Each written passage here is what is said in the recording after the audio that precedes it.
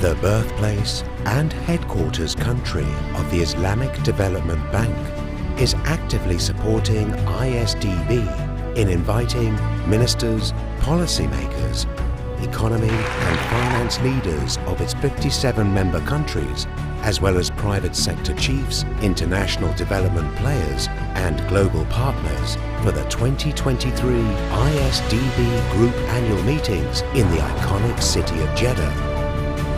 Under the patronage of the custodian of the two holy mosques, King Salman bin Abdulaziz Al Saud, for yet another exhilarating high-profile assembly at a crucial moment where multifaceted crises are looming. An assembly that builds on the collective will to spearhead homegrown and climate-friendly progress, sets the stage for a more resilient and sustainable development and forges lasting partnerships that fend off crises. To lead partnerships that pace up the move towards the UN Sustainable Development Goals, to better manage the present and better sustain the future for all. Join us in person and online for 4 days of proactive deliberations at the 2023 Islamic Development Bank Group Annual Meetings.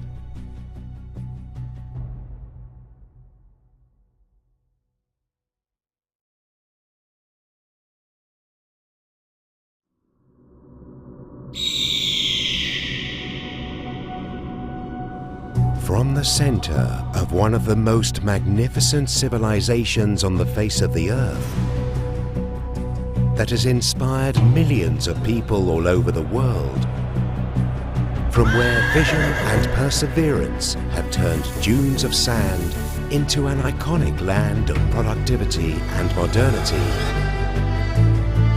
the Kingdom of Saudi Arabia, the birthplace and headquarters country of the Islamic Development Bank, is actively supporting ISDB in inviting ministers, policymakers, economy and finance leaders of its 57 member countries, as well as private sector chiefs, international development players and global partners for the 2023 ISDB Group Annual Meetings in the iconic city of Jeddah.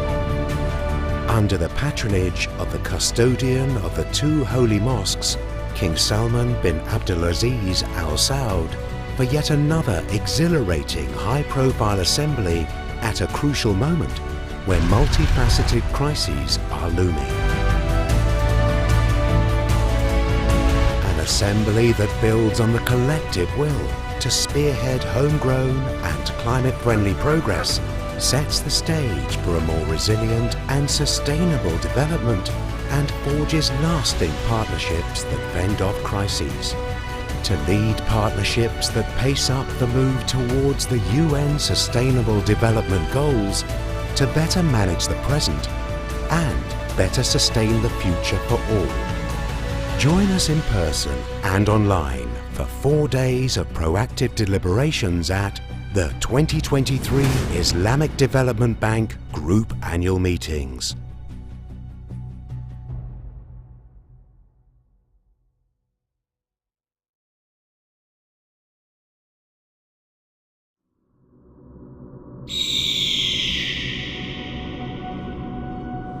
From the center of one of the most magnificent civilizations on the face of the earth, that has inspired millions of people all over the world, from where vision and perseverance have turned dunes of sand into an iconic land of productivity and modernity,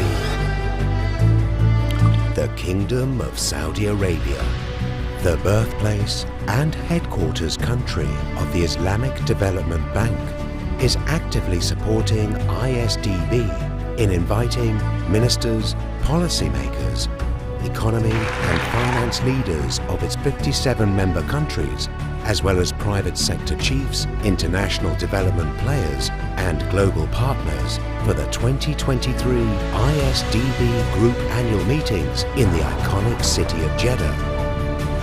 Under the patronage of the custodian of the two holy mosques, King Salman bin Abdulaziz Al Saud for yet another exhilarating high-profile assembly at a crucial moment when multifaceted crises are looming.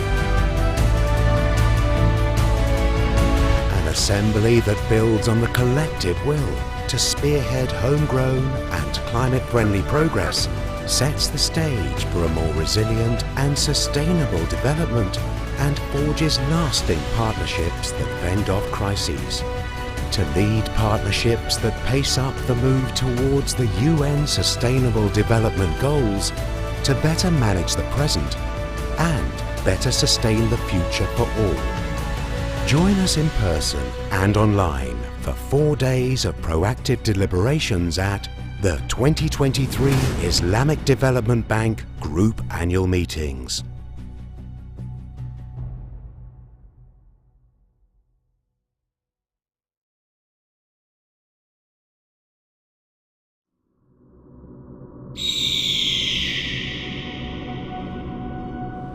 From the center of one of the most magnificent civilizations on the face of the earth, that has inspired millions of people all over the world, from where vision and perseverance have turned dunes of sand into an iconic land of productivity and modernity,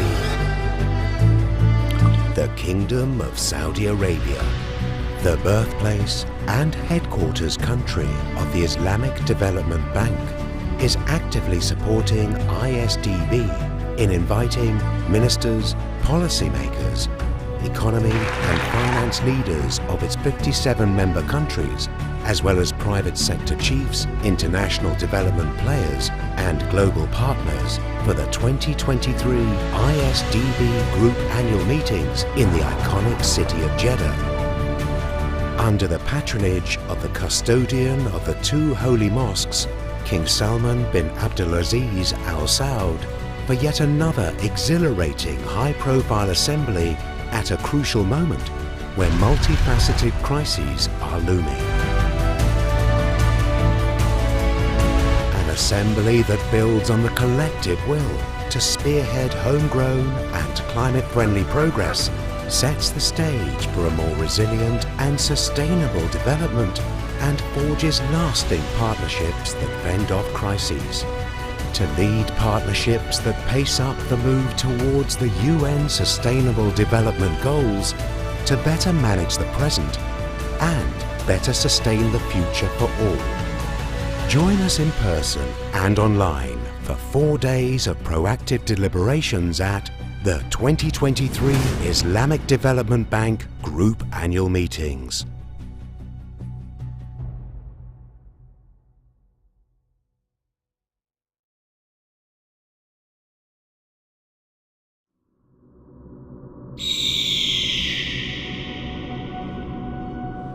From the center of one of the most magnificent civilizations on the face of the earth, that has inspired millions of people all over the world, from where vision and perseverance have turned dunes of sand into an iconic land of productivity and modernity,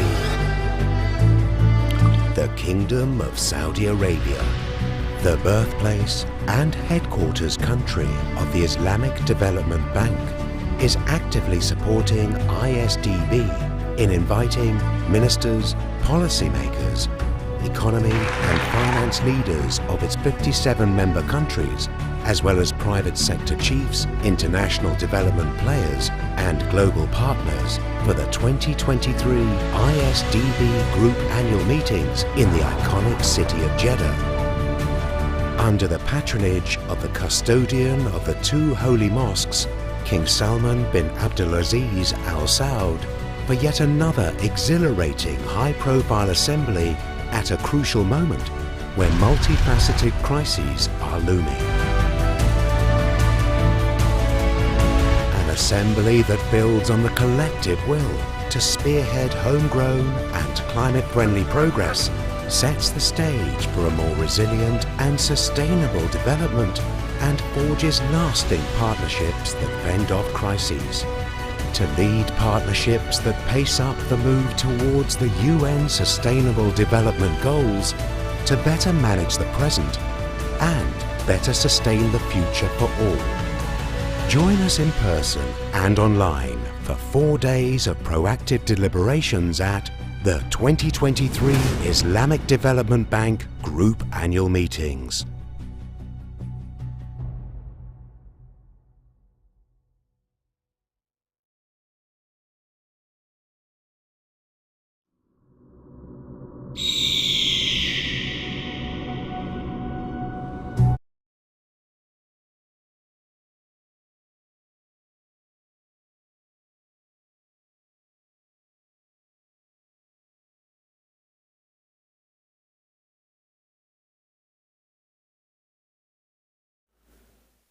His Excellency Dr. Mohammed Suleiman Al-Jasser, the President of the Islamic Development Bank. Welcome, sir.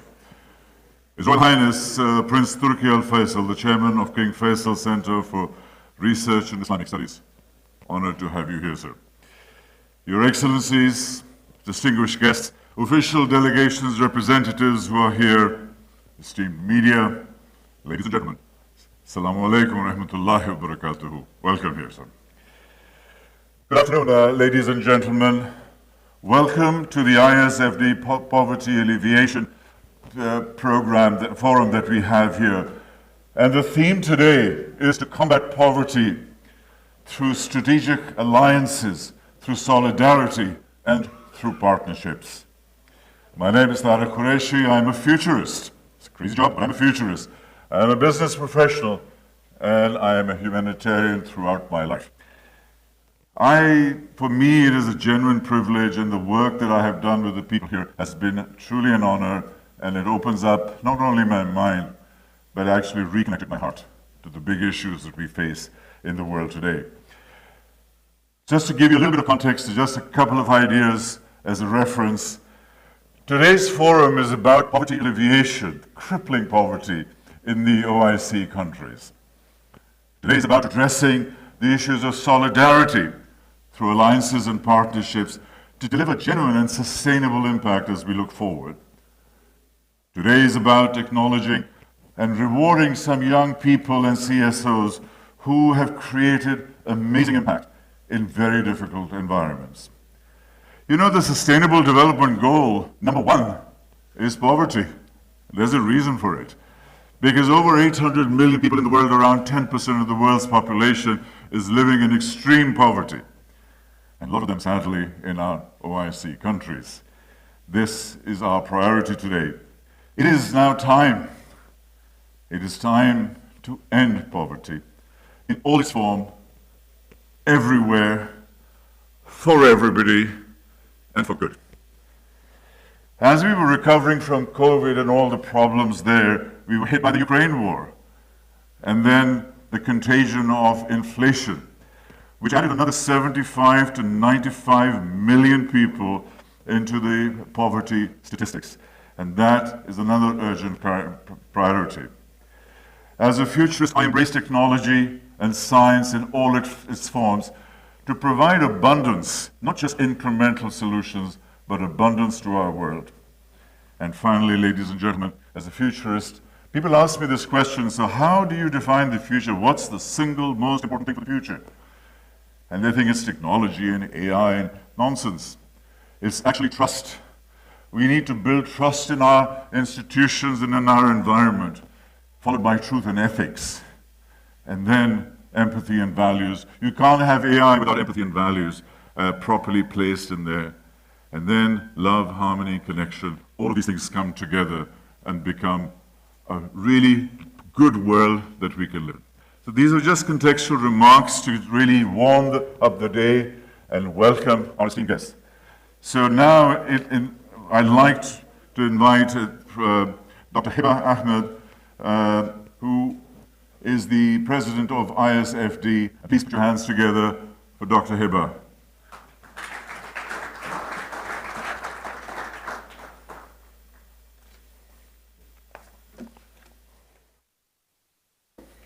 بسم الله الرحمن الرحيم والصلاة والسلام على أشرف الأنبياء والمرسلين. His Royal Highness Prince Turki Al Faisal, bin Abdul Aziz Al Saud, Chairman of the King Faisal Center for Research and Islamic Studies, His Excellency Dr. Muhammad Al Jasser, President of the Islamic Development Bank Group, His Excellency Luki Eko, Vice President and Chief Administration Officer of the Asian Infrastructure Investment Bank, distinguished guests, partners, colleagues, ladies and gentlemen. Assalamu alaikum wa rahmatullah ta'ala wa barakatuh. I would like to start by welcoming all of you on behalf of the Islamic Solidarity Fund for Development, ISFD, and all my colleagues in the Islamic Development Bank Group. I would like to offer my sincere thanks to all of you for taking the time to be here with us today. As we all know, numerous ISDB member countries face substantial socioeconomic challenges, including poverty, fragility, violent conflict, food insecurity, human and natural-made disasters, to name a few. The magnitude of these challenges and their widespread impact necessitate collaborating efforts in terms of strategic thinking, planning, implementation, and financing. This requires a consolidated and coordinated efforts of governments, the private sector, donors, development partners, and most importantly, civil society organizations. The Brookings Institute, among other organizations focusing on studying pillars of successful development, well articulated the role of civil society organizations as an essential ingredient of development, as they play multiple roles at the local level. In countries fortunate with peace and stability, civil society fills the gap between governments and the private sector. In fragile and conflict-ridden countries, civil society organizations play an even more essential role of providing services that are normally the responsibility of the state and businesses, and laying the foundation for reconciliation and settlement. In today's fast-changing world, we cannot progress without proactively embracing the power and impact of science and technology for good, which is driving innovative and transformation in every aspect of our lives. This is done properly, can bring in quantum leaps in poverty reduction, and we should incorporate it into our thinking and work at every level. Finally, civil society needs to bring the immense power of collective intelligence of all our people to bring breakthrough solutions with an empathy and values-based approach too, that could potentially start fundamentally changing the tide for poverty alleviation. That is why we are here today, to highlight the essential role of CSOs playing in contributing to the welfare of local communities in both the development and humanitarian spheres, highlight some of the needed support to create a CSO enabling environment, and share some real-life and specific projects where CSOs supported poverty alleviation. We will also celebrate our winners of a competition that we announced last year under one of the largest IDB programs focusing on CSOs. The Tadamun program, which is financed by ISFD, managed by IDB Resilience and Climate Action Department, and UNDP, and other key partners. More details about this program will be in a video that you will watch later. At the poverty alleviation arm of the Islamic Development Bank, the ISFD is committed not only to reducing poverty, but also to providing opportunity through innovation programs in collaboration with IDB and partnerships with other stakeholders. Our focus is on comprehensive human capital development, including education and health, community development, and economic empowerment to create sustainable jobs for women and youth in OIC member countries, especially the least developed ones. Given the complex and cross-cutting nature of poverty reduction, we firmly believe that no one can do it alone. The role of CSOs is critical in delivering development impact, and hence we are committed to see them thrive. Thank you very much for your attention and for being with us here today.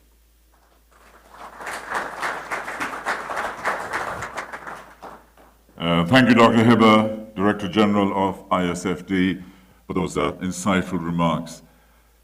And the lasting remark to me was towards the end is, we cannot do it alone. we are here together.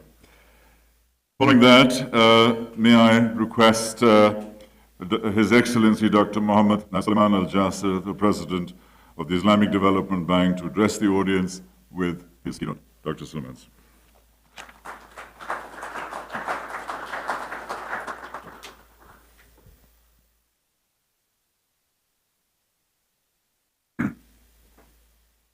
Bismillah ar-Rahman ar-Rahim.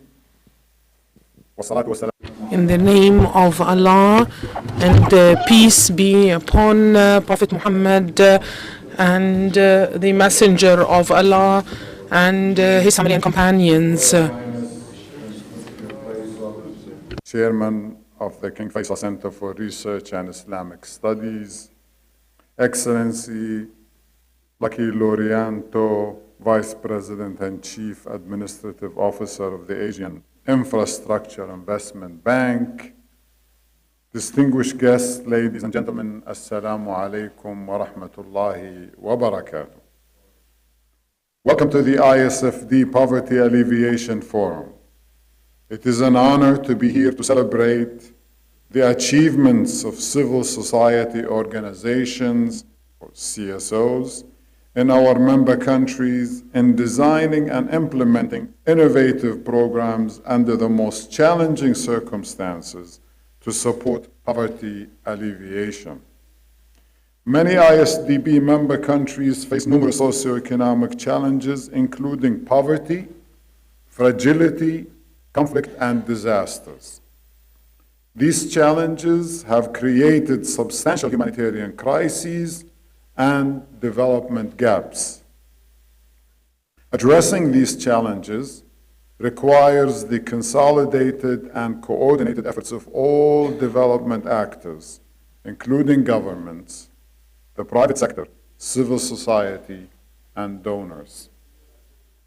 Civil society organizations are playing a vital role in addressing these challenges by delivering humanitarian aid and sustainable development interventions.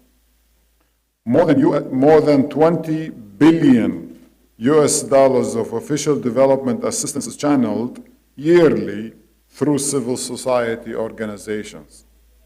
The ISDB recognizes the opportunities to consolidate its partnership and collaboration with CSOs, given their presence on the ground and more intimate understanding of the development challenges facing poor, marginalized, and hard-to-reach communities.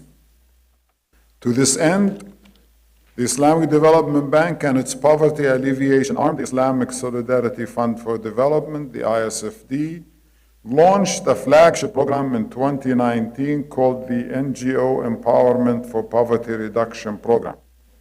This innovative initiative contributes comprehensively to lifting people out of poverty. The program seeks to empower CSOs in selected member countries to improve the socioeconomic well-being of hard-to-reach communities through refugees' education, job creation, building resilience, and community livelihood development. The program's scope involves mapping, screening, and categorizing national CSOs, building the capacity of selected CSOs, and developing sustainable, innovative financing and partnership mechanisms. The program has set up a crowdfunding aggregated platform called Tadamun to enhance networking and resource mobilization and list high-quality CSOs, providing them with greater visibility and training. With the current 10,000 followers, Tadamun serves as a trip advisor for citizens and the private sector to easily support CSOs' humanitarian and development efforts financially. Furthermore, Tadamun offers educational programs that make CSOs better at what they do, providing everything from fundraising to project management and public relations. Building on the success of Tadamun, another program called the Tadamun Accelerator was approved in 2020. 2020. The new program aims to complement government's actions in addressing the impact of the COVID-19 pandemic.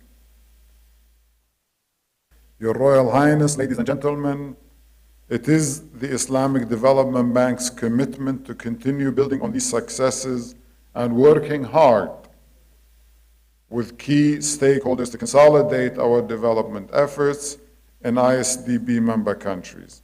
While doing so, we ensure buy-in and ownership, highlight the CSO's instrumental role in contributing to the welfare of local communities in the development and humanitarian spheres, and address the needed government support to create an enabling environment for CSOs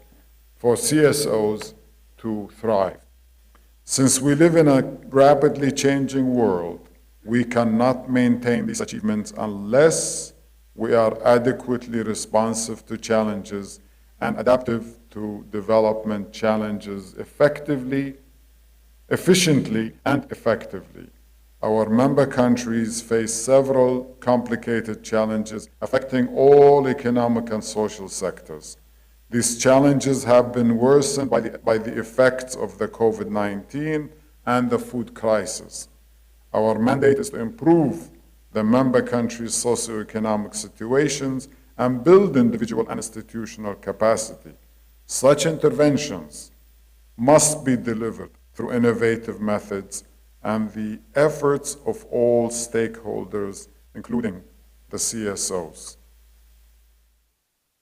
Before I conclude, I would like to express my sincere gratitude to the Islamic Solidarity Fund for Development, Islamic Development Bank Resilience and Climate Action Department, and the United Nations Development Program for their tireless efforts in managing the NGO's Empowerment for Poverty Reduction Program and the Tadamun Accelerator. Their dedication has contributed to improving the capacity of CSOs in our member countries to design and implement projects that address the complex socioeconomic challenges facing their communities. We owe them a debt of gratitude for creating a CSO enabling environment. Thank you very much. Wassalamu alaikum wa rahmatullahi wa barakatuh.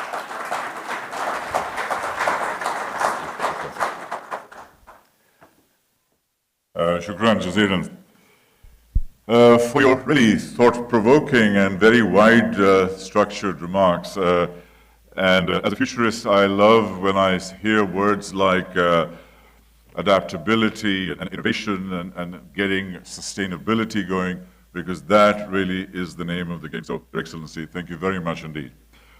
One quick announcement. We have translation in 3 languages because our guest of honor is going to speak in Arabic. So if anybody wishes to have the translation, please, you can pick it up from the back. So now may I request humbly His Royal Highness Prince Turki Al Faisal, the Chairman of the King Faisal Center for Research in Islamic Studies, to address the audience with your kind words.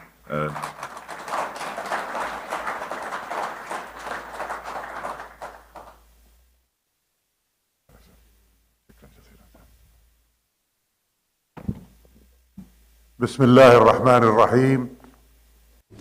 In the name of Allah, most compassionate, most merciful, may the peace and the blessings of Allah be on His Messenger Muhammad and his companions. I'd like to extend my deep gratitude to the President of the ISDB and to Dr. Hiba Ahmed, the Chair of the Islamic Development Fund, for their kind invitation.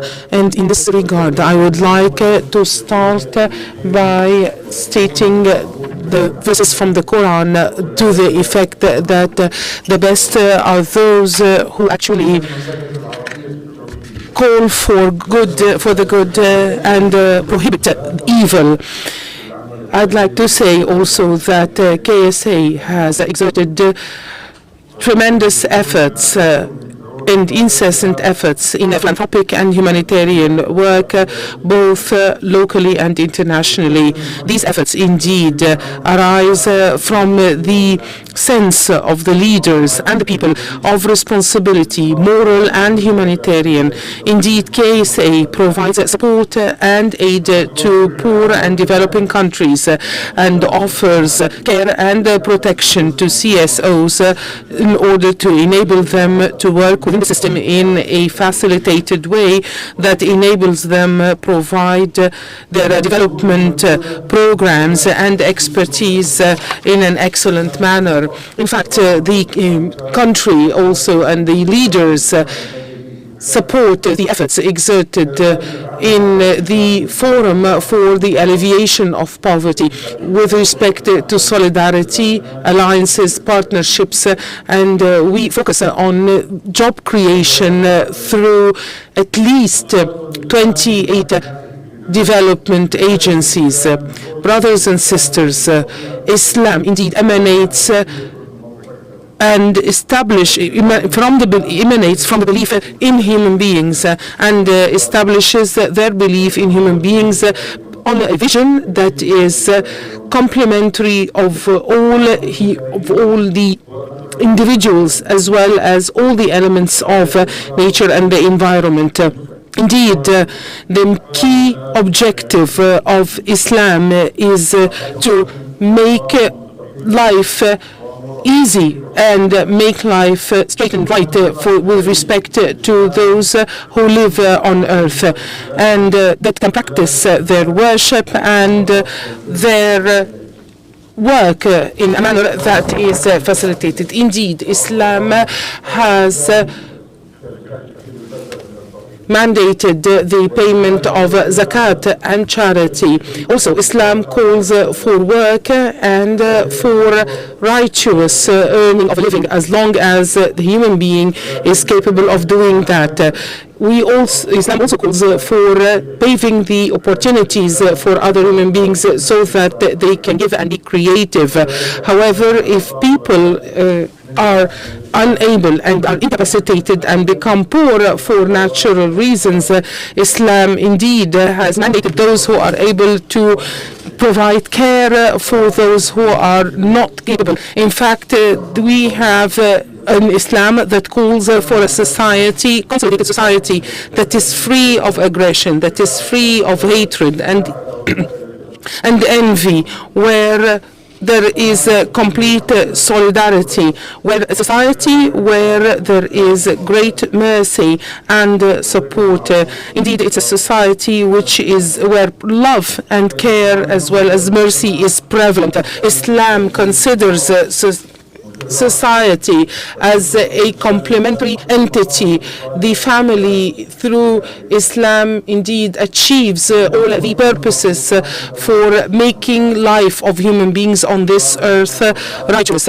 In fact, human beings are indeed the most dignified creatures, and according to the Quranic verse to the effect, we have indeed provided human beings with complete dignity. We provide them support through carrying them in the sea and on the land, and we've provided them with a good living and earning. Therefore, it is a human right for human beings to lead a free, dignified life, and for the human beings to have all the opportunity to be able to worship and obey God, and for the rights to be protected and to be respected, and to receive all the rights with respect to education, healthcare, and social care. Islam has placed a very distinguished system which indeed proves that the existence of differences amongst the different segments of society in terms of wealth and income. And indeed, the income is what the economic system in Islam tries to protect, and therefore this is supported by tools whose main objective is to provide for the needs and to improve the state of the the status of welfare as for all and well-being for all members of society. Indeed, the best example for this is what the charity organization of King Faisal undertakes since its inception, which supports these humanitarian objectives that lead to the good in both Arab and Islamic countries and to humanity in general. The institution adopted a number of programs and projects and support them financially as in other ways. The institution also supports the building of mosques, schools, institutions, universities, Islamic centers, research centers, and to provide also technical know-how and the provision of information and scholarships to researchers and scholars in all fields of sciences in order to enable the renaissance of the humanity. The fund also and the institution supports the establishment of housing for students, supporting the programs of agricultural reclamation, the printing of books, the establishment of child care and disabled child care places, and the establishment of hospitals, of clinics, the medical centers, as well as rehabilitation centers, in addition to supporting medical research and the support of charity organizations and the support of all the further organizations that provide support and aid to human beings, whether on the social and economic level. We would like to give a few examples, just to name a few. The institution implemented a number of projects in a number of cities and villages.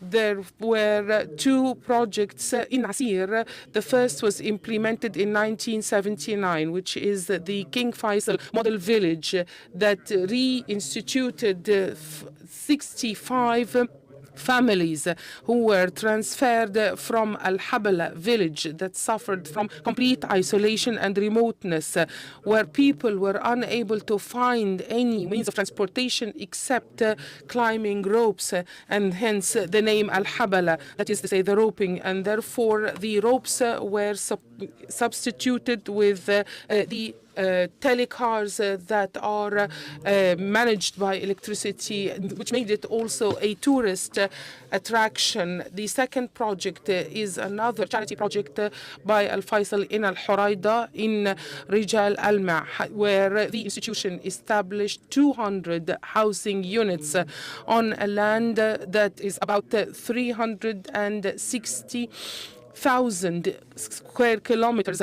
The two projects were supported with all the necessary facilities and services such as water, electricity, sanitation, communication, road networks, mosques, malls, commercial malls, and public parks. Also, there was a condition that the families will have to stay for 20 years in the houses, the new houses, in order to ensure that the families do not sell the new houses. The institution also established King Faisal International Award, which was established in the year 1396 Hijri, 1976. Indeed, this is a model for philanthropic spending by the Islamic nation in its contemporary history. It is the first interface that appeared before the world as free and unlimited by any fetters before the globe, before the world, without any prejudice because of ethnicity, color, or religion. Thus, this particular award is quite distinguished from other global awards by the fact that it attracts and repels and actually reacts with all the needs of humanity. And indeed, it provides dignified, it is based on dignified service that is offered for the service of Islam, and it is indeed an expression of appreciation for scholars in Islamic studies, Arabic literature, as well as medicine and science. There is also King Faisal Center for Research, Islamic Research and Studies, and it provides books, prints, Islamic tradition of manuscripts, and it preserves the multiple Islamic manuscripts and holds conferences and seminars.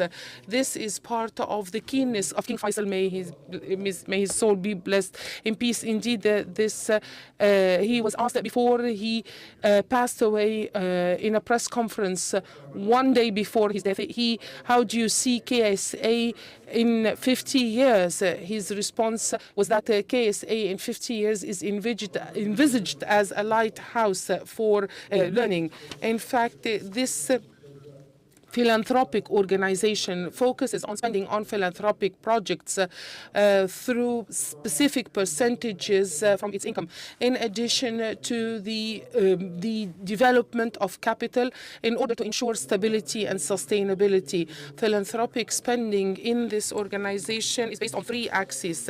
Philanthropic spending on projects that can provide care, services, and support, and that have feasibility for the largest areas possible with people's needs. Second, there is also a consideration for the geographical location for projects, given the fact that the globe is indeed a large village where the institution tries to reach. And finally, the activities of the organization are indeed not focused on promotion, because we are motivated by God's saying, those who spend their money for God's sake and do not follow what they have spent with any boosting of what they have spent are indeed going to be rewarded by Allah. In the field of education, the organization established the King Faisal University in Riyadh and schools for boys and girls in Riyadh, as well as the establishment of Affat University in Jeddah. The institution also provides scholarships to students from all around the Islamic world, so that they will be able to access education and learning not only in Saudi institutions but also in all other universities worldwide. In this regard, I would like to commend the role of the ISDB in terms of its efforts in order to foster the efforts that are exerted socially, economically. And here I would like to mention, by way of example, the establishment of the Fund for Al-Quds Empowerment in collaboration with the Endowment Fund of Al-Quds. The objective of this fund is to support development projects that will support the resilience of the people of Jerusalem and the protection of the worship places and the preservation of their identity in Jerusalem. Also, this fund aims at economic and development empowerment for Jerusalem and the Jerusalemites.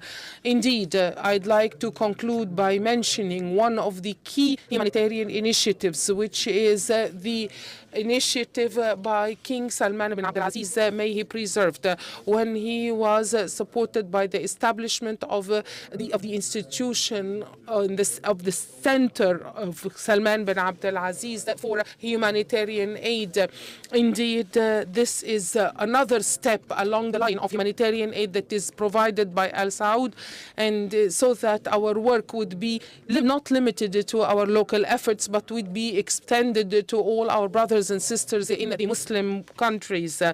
May we all be granted the right pathway by Allah, and may we be all be supported in our pathway in supporting the work and of humanitarian aid, as well as external support and internal support. Thank you so much, and peace be upon you.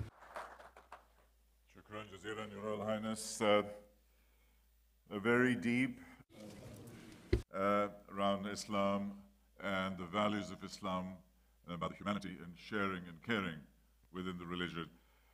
And I think when we talk about poverty, sir, and poverty alleviation, perhaps we should be redefining the principles of Islam as poverty elimination. And once we have that mindset, elimination, then the brain starts connecting towards elimination. So that's one aspect. You know, the other thing is that the poorest countries in the world are the hottest countries in the world. In 10 years' time, with solar energy becoming cheaper and almost free, they potentially could become the richest countries in the world by creating power and energy that can then create water and desalination and the whole thing, and we can create abundance in that way. And that's the kind of humanity that we would love to see as we look forward. Just a sort of couple of ideas. Now, moving on to our next keynote address for the day, I would like to welcome His Excellency Lucky Eko Wurianto, who is the Vice President and Chief Administration Officer for the Asian Infrastructure Investment Bank, AIIB, who will be speaking about creating a CSO's enabling environment. Your Excellency, please.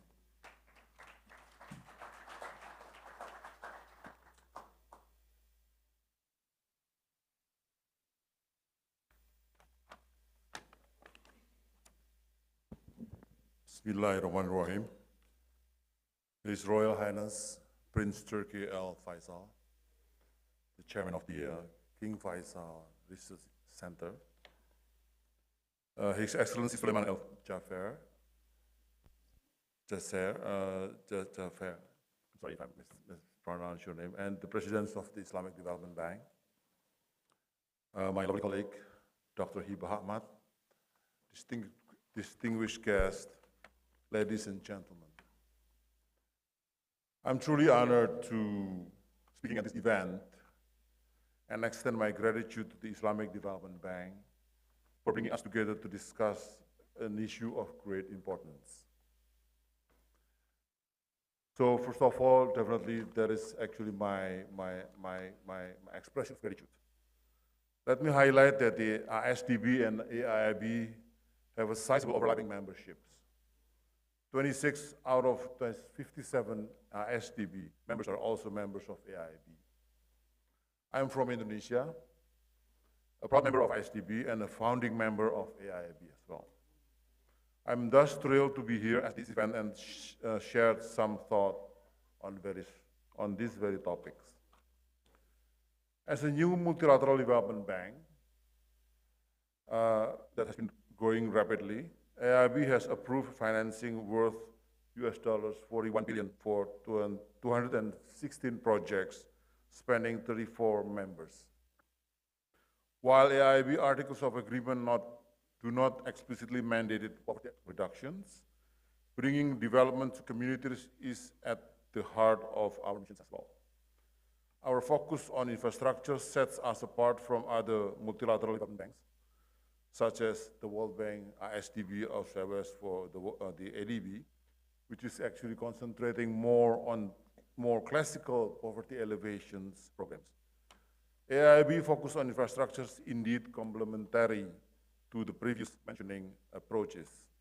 It allows us to take a unique approach while contributing to the broader economic development that is crucial for lifting communities out of poverty. Our works in financing infrastructure for tomorrow is vital to creating jobs opportunities, providing access to renewable and clean energy, producing goods and services, and financing trade, developing and improving connections within and across borders, and improving lives and livelihoods through technology, all of which can lead to beneficial economic outcomes and help lift people and communities from poverty. Secondly, I just also would like to congratulate the flagship program that was created by ISDB as well as ISFD, which is called Tadamon, and also Tadamon Accelerator during COVID, which is, I think, is always been seen as very committed and continue to growing. So I really pray that this program is going to be able to be implemented in even wider countries in the future. So ladies and gentlemen, CSO are vital stakeholders of AIIB, similar to ISDB as well as other IMDBs. We place great importance on having meaningful and active engagement to understand better existing issues critical to sustainable development, particularly related to environmental issues and social inclusiveness. Those CSOs that are passionate about climate change, water and air quality, livelihood, vulnerable groups, gender, cultural resources are essential in identifying possible actions to avoid, minimize, mitigate, offset, or compensate for the environmental and social impact of infrastructure and development projects. They are also instrumental in promoting human rights, reducing poverty, and advancing social justice, particularly for marginalized communities at local, national, and international level. The key to overcoming the pressing challenges ahead, including poverty, environmental issues, and climate change, is swift collective actions by the government, private sectors, MDBs, and CSOs. To this end, AIB is ramping up our effort to enable civil society engagement through partnership with diverse stakeholders, catalyzing inclusive, sustainable, and resilient growth locally and globally. For example, we are established a project affected people's mechanisms, a public consultations mechanisms that enhance AIB accountability. CSO's input influence our sectoral strategy as well, such as through the energy sector strategy update consultations we held last year. As the bank continued to grow, we continue to build up resources and capacity to strengthen engagement and communications. With the success of Tadamon and Tadamon Accelerator, we also would like to enhance cooperations with other MDBs and development partners to further empower CSOs in the member countries through synergizing our effort with the innovative platforms such as Tadamon program led by ISDB. Finally, IIB's success will ultimately be measured by the outcome of its projects and satisfaction at society at large. AIB acknowledges and takes seriously any concerns raised by CSOs about its projects. For example, in the Mandalika Urban and Tourism Infrastructure Project, AIB responded to feedback from the coalitions of CSOs by conducting a site visit and engaging with affected individual and local communities. Before I end, I just would like to thank you for everybody for listening to my speech and for your time, and I look forward for the fruitful discussions in the remainder of the annual meeting. Wabillahi taufiq wal hidayah. Wassalamualaikum warahmatullahi wabarakatuh. Thank you very much, Your Excellency. And now, with your permission, we would like to request Dr. Hiba, Royal Highness, Your Excellency, for a group photograph at this stage, please, on stage, so that we can have a memory.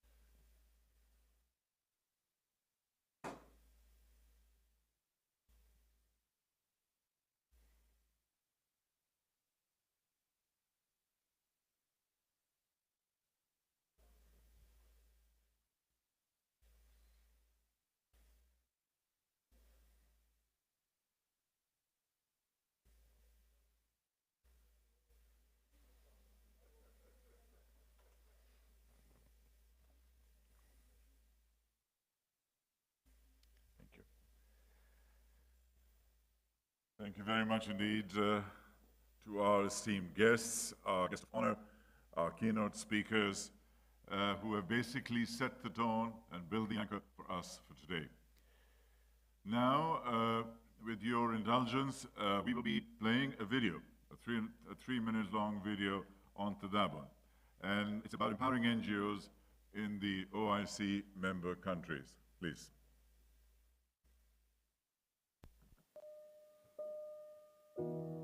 Determined to strengthen the capacity of civil society organizations, the Islamic Development Bank and its Poverty Alleviation arm, the Islamic Solidarity Fund for Development, launched Tadamon NGOs Empowerment, an innovative program to provide tailored capacity building support and funding for NGOs who are going beyond boundaries, creating new innovative projects and contributing to the economic growth of OIC member countries, while addressing pressing societal and environmental challenges.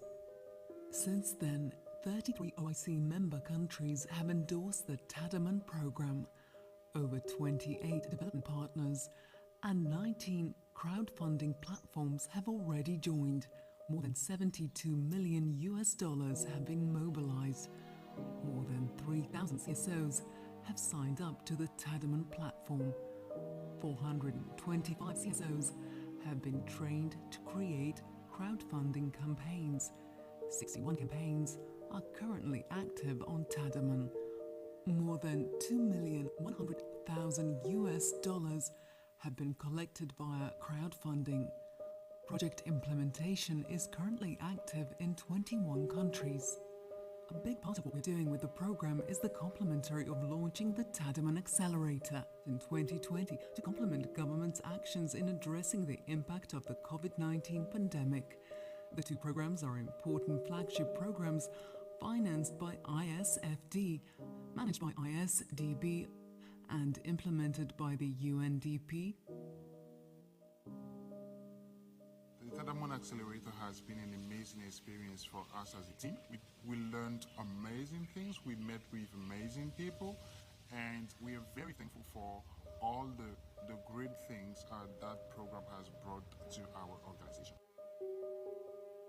The Tadaman Accelerator has supported our project AFAQ, enriching our regional and international network of partners, along with deepening our understanding of the target group needs. Also, building our capacity to design and implement projects following a systematic process for sustainable and impactful results. We would like to thank the Tadaman Accelerator for the opportunity to be a part of it for 14 weeks in 2022. We have had the opportunity to meet with great mentors from Impact AIM, Ideas 24, as well as knowing how to improve the impact of our projects as a CSO.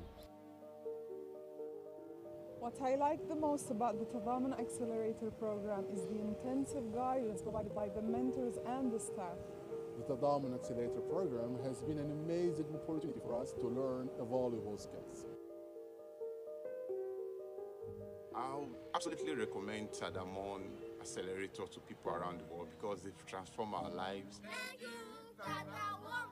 Thank you, Tadaman.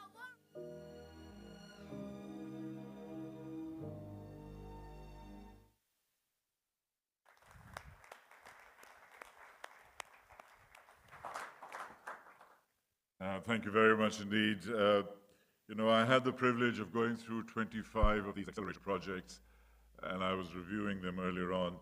And honestly, I had tears in my eyes because they were really heart-wrenching. And several of the winners are here now. And it's an extra hand for them because these are authentic stories. These are genuine stories. These CSOs are not doing it for money or fame or power. They're doing it because they're doing good. And I think that is the spirit which we need to capture as we go forward and celebrate, reward, and acknowledge all of them. Now, with that, may I request Your Excellency Mohammed Suleiman Al-Jasser back again. So you are on full duty today. Dr. Ahmed, the Director General of the Islamic Solidarity Fund for Development, ISFD, and Mr. Amir Bukvik, the Director General, Global Practice and Partnerships of the ISDB, to the stage, and to award the 7 CSOs who have won the Tadaman Accelerator Open Call. Please, sir, if you could.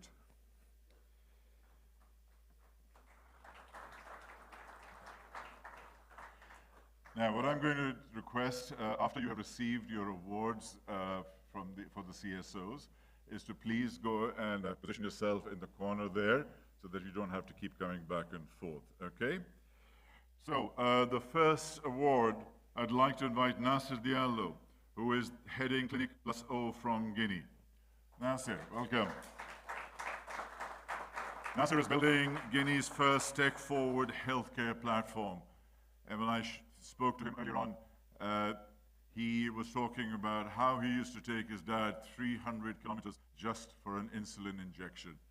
So his story is a real story, a story of humanity, and that is why he wants to make a difference, and that is why he set this thing up. And that's why it will succeed, these type of projects. Thank you, Nasser.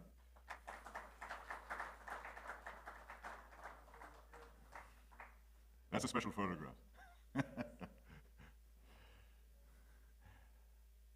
Now I'd also like to invite Maysoon Badi from Sudan, who is heading the Urban Development Think Tank. Maysoon, welcome.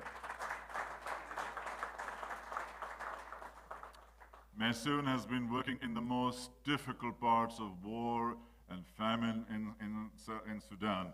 The project, the Raja, it's developing anticipatory risk, to find in advance what's happening through joint action. It's a project on urban resilience. I know it sounds really weird, but just getting an advance notice of a rainstorm or something like that can save millions of lives, and that is what she is doing. So welcome. Now, our CSO number 3 is, and the next winner is Aya Harut, who is managing the Youth Innovation Forum in Jordan. The project is called AFAQ. In the youth area in Jordan, in some cases, there's up to 50% unemployment, and then gender equality, even there if they have bachelor degrees, over 75% of them are women, and this needs to be balanced, and she is working on that. Our next winner is Maulin Akjemetov, who is heading the Kunde Social in Kazakhstan. He's our next winner. Please come and join us on stage. Kunde Cafe is a very interesting project. It's in Kazakhstan. There are over 200,000 mental disorder and disability patients, and only 3% of them have any kind of a job. So when the child is suffering because of mental health, guess what? The mother struggles, and the mother stays home. And then, without a job, without any hope, both mother and child suffers. And they have created this cafe to really build something that can be sustainable and to bring these people back into our society. Our next winner is Matthias Apove, who is already a movie star with the video. He is managing Blue Diamond Leading Solution in Burkina Faso. And Zoe Academy, which is addressing youth unemployment again for kids between 6 to 17 years. And it's, again, brutal, crippling poverty and very little opportunity, and he is working to develop that. The next winner is Nada Ghanim from Duda Solutions in Lebanon. This is an organic fertilizer that improves farmers' livelihood and revives soil health. It's actually wonderful to see that there's a preventive and a creative process in trying to have a sustainable sadqa jariyah, as we call it, in terms of creating an opportunity for farmers. And that kind of using science and technology to deliver that is quite amazing. So thank you to Nada. And last but not the least, Fathia, who is managing Fat Lab organization in Libya. And it's the Libyan STEM Hub. And they're looking at STEM training and also soft skills training. I sometimes wonder, because we are working so hard just to get our STEM skills training and coding. And I have been reading an article recently that ChatGPT will eliminate coders in the next 3 to 5 years. So we have to restart this program and learn all over again. So, but that's another issue for a future date. Now, please request all the winners to come back on stage, group photo, and then we can move on. These are the winners who are changing the world, ladies and gentlemen. Big hand for them. They are the heroes today.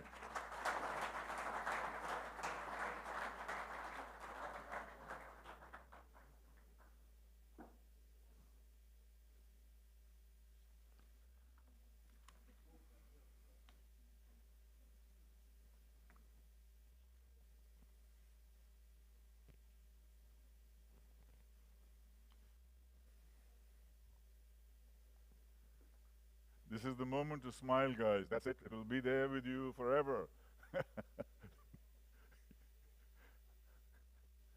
This is what you give to your kids and grandkids. I did this in Jeddah.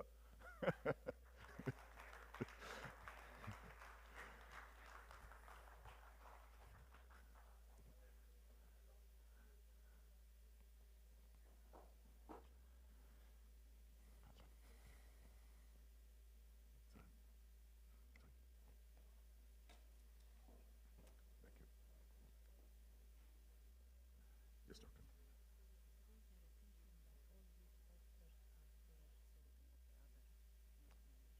Not sorry? Yes. Okay. Thank you. So, ladies and gentlemen, that brings us to the end of this particular segment. By the way, the posters Dr. Heba just mentioned, all of these on the side, they are all of the programs that are being done here, and so you can actually see the kind of work that is there, all of the 25 projects around, and see what touches you, what connects with you, what works for you, because I think it's really important that as we look forward into the future.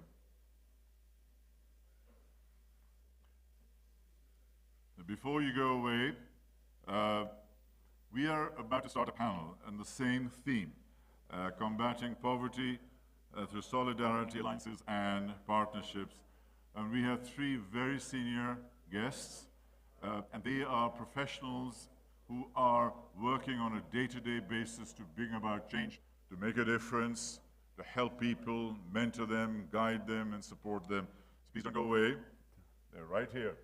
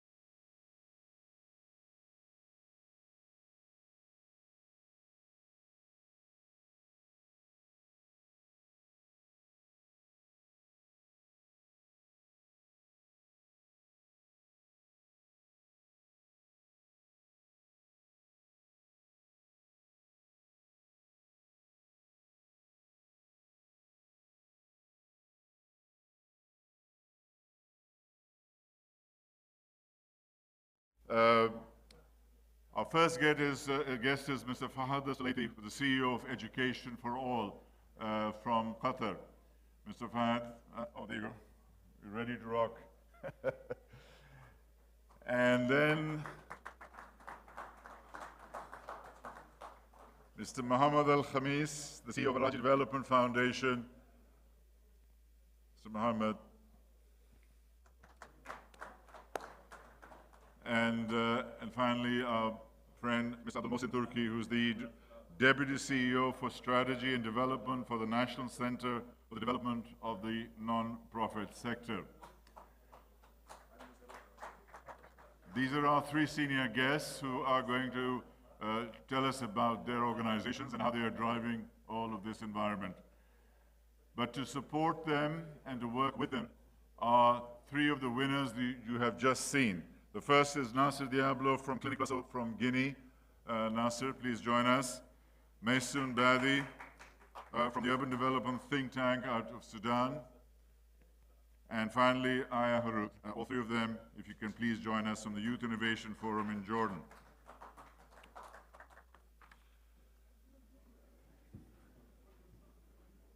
Great. So everybody is on board. And now we will... the way this next segment is going to work, we're going to request each of our senior speakers to spend 3 to 5 minutes explaining about their organization and how it works, and then and how it can impact all these CSOs. Then we'll go into their projects and actually understand from them how it actually works for them, our CSOs there. And then for the final 30 minutes is going to be a complete open conversation, interactive with yourself, with them, with each other. So we are going to be working on that in that way. All right. Mohammed, can we start with you, sir? In the next few minutes, just explain what your organization does, how it comes together, and we take it forward from there. Sir. Guys.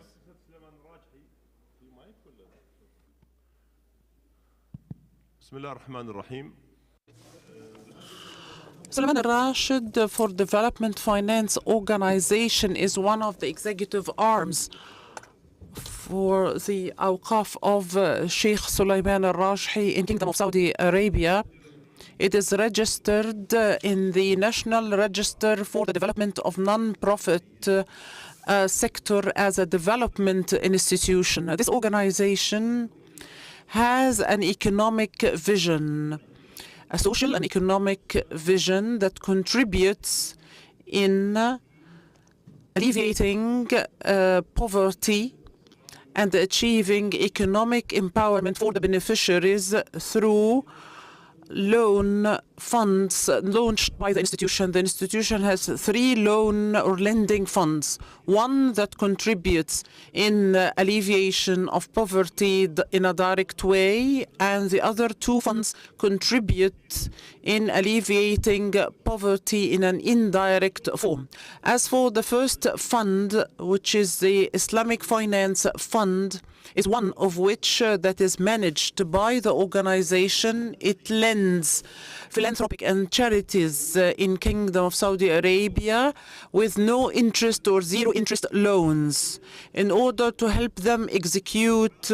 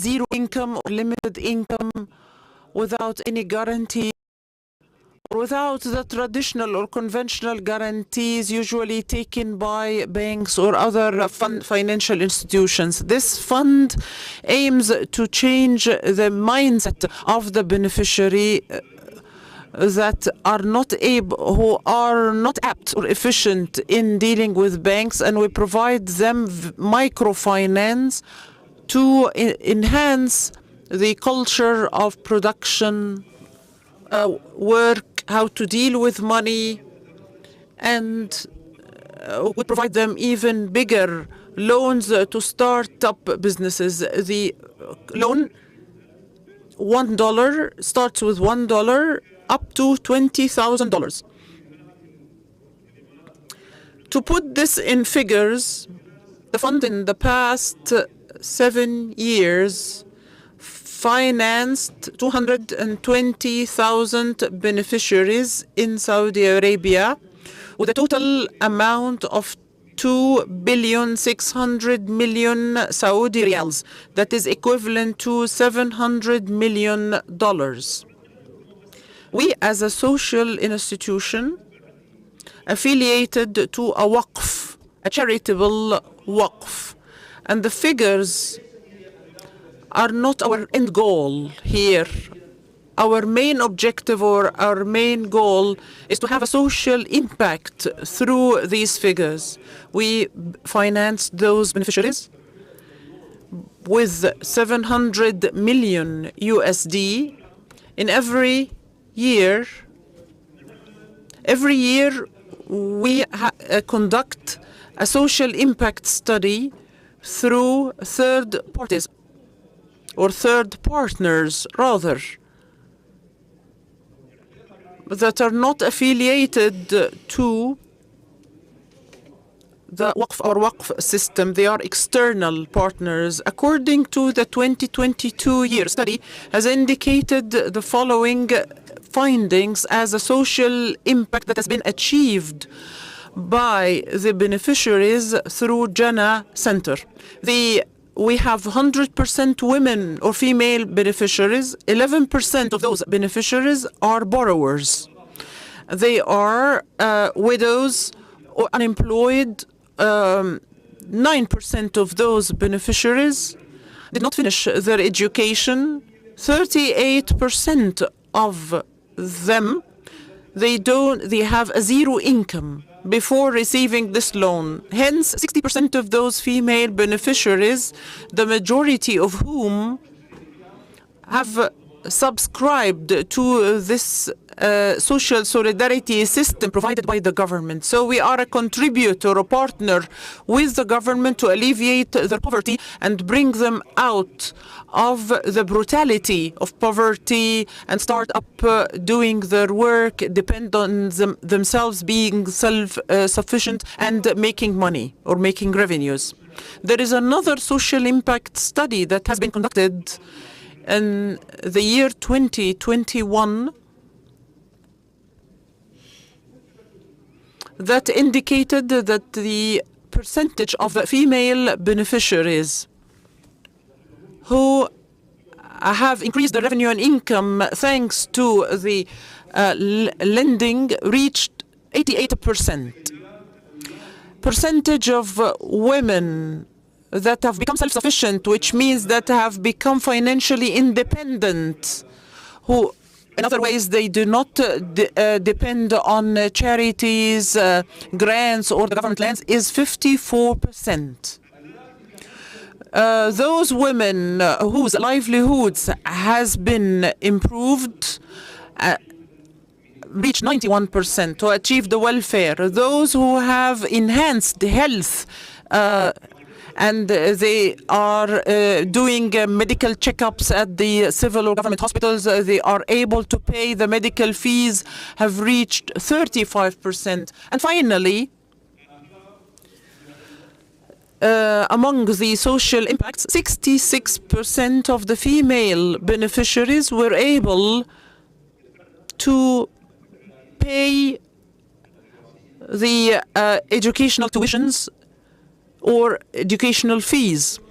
Suleiman Rashid for Development Funding Institution primarily depends on Suleiman Rajhi Waqf, but it has conducted strategic partnerships with the government and private sectors, and thanks to this we are able to use our allocations or appropriations from Suleiman Rajhi to the fund, and we receive partnerships from the government sector, the civil society sector, against this guarantee that is provided by Suleiman Rajhi Institution. This is just in a nutshell what we are doing in our institution, and I really hope it's that we could elaborate on this further after the discussion. Thank you very much. Hear that how women are playing an important role, and you're making it an integral part of your strategy. So, shukran jazeelan. Mr. Fahad, also to you now. Education for all, and some of the amazing work that you're doing all over the world with Qatar Foundation before and now within this environment. Can you please tell us about your organization, a little bit about yourself, and how we can impact the CSOs and these type of organizations going forward? Thank you very much. Assalamu alaikum wa rahmatullahi wa barakatuh. First of all, I would like to congratulate for all the day, so Mabruk. وسهلا وإن شاء الله من الأعلى. We need to continue this achievements, and we're looking forward. And actually, this is something that we're looking for, as a fruitful of what we are doing at Education Above All Foundation. First of all, I would like to starting thanking the banks, for this special invitations for Education Above All Foundations. I will start why we are here today, because we are partnering with the Islamic Development Banks for a specific project on our school children. We have partnership for $300 million and to target 2 million out-of-school children around the world on the member state countries. And either yesterday the bank have signed the second project for one of the owners here today is from Burkina Faso. So it's a commitment that we are making, and we are continuing building this with the banks.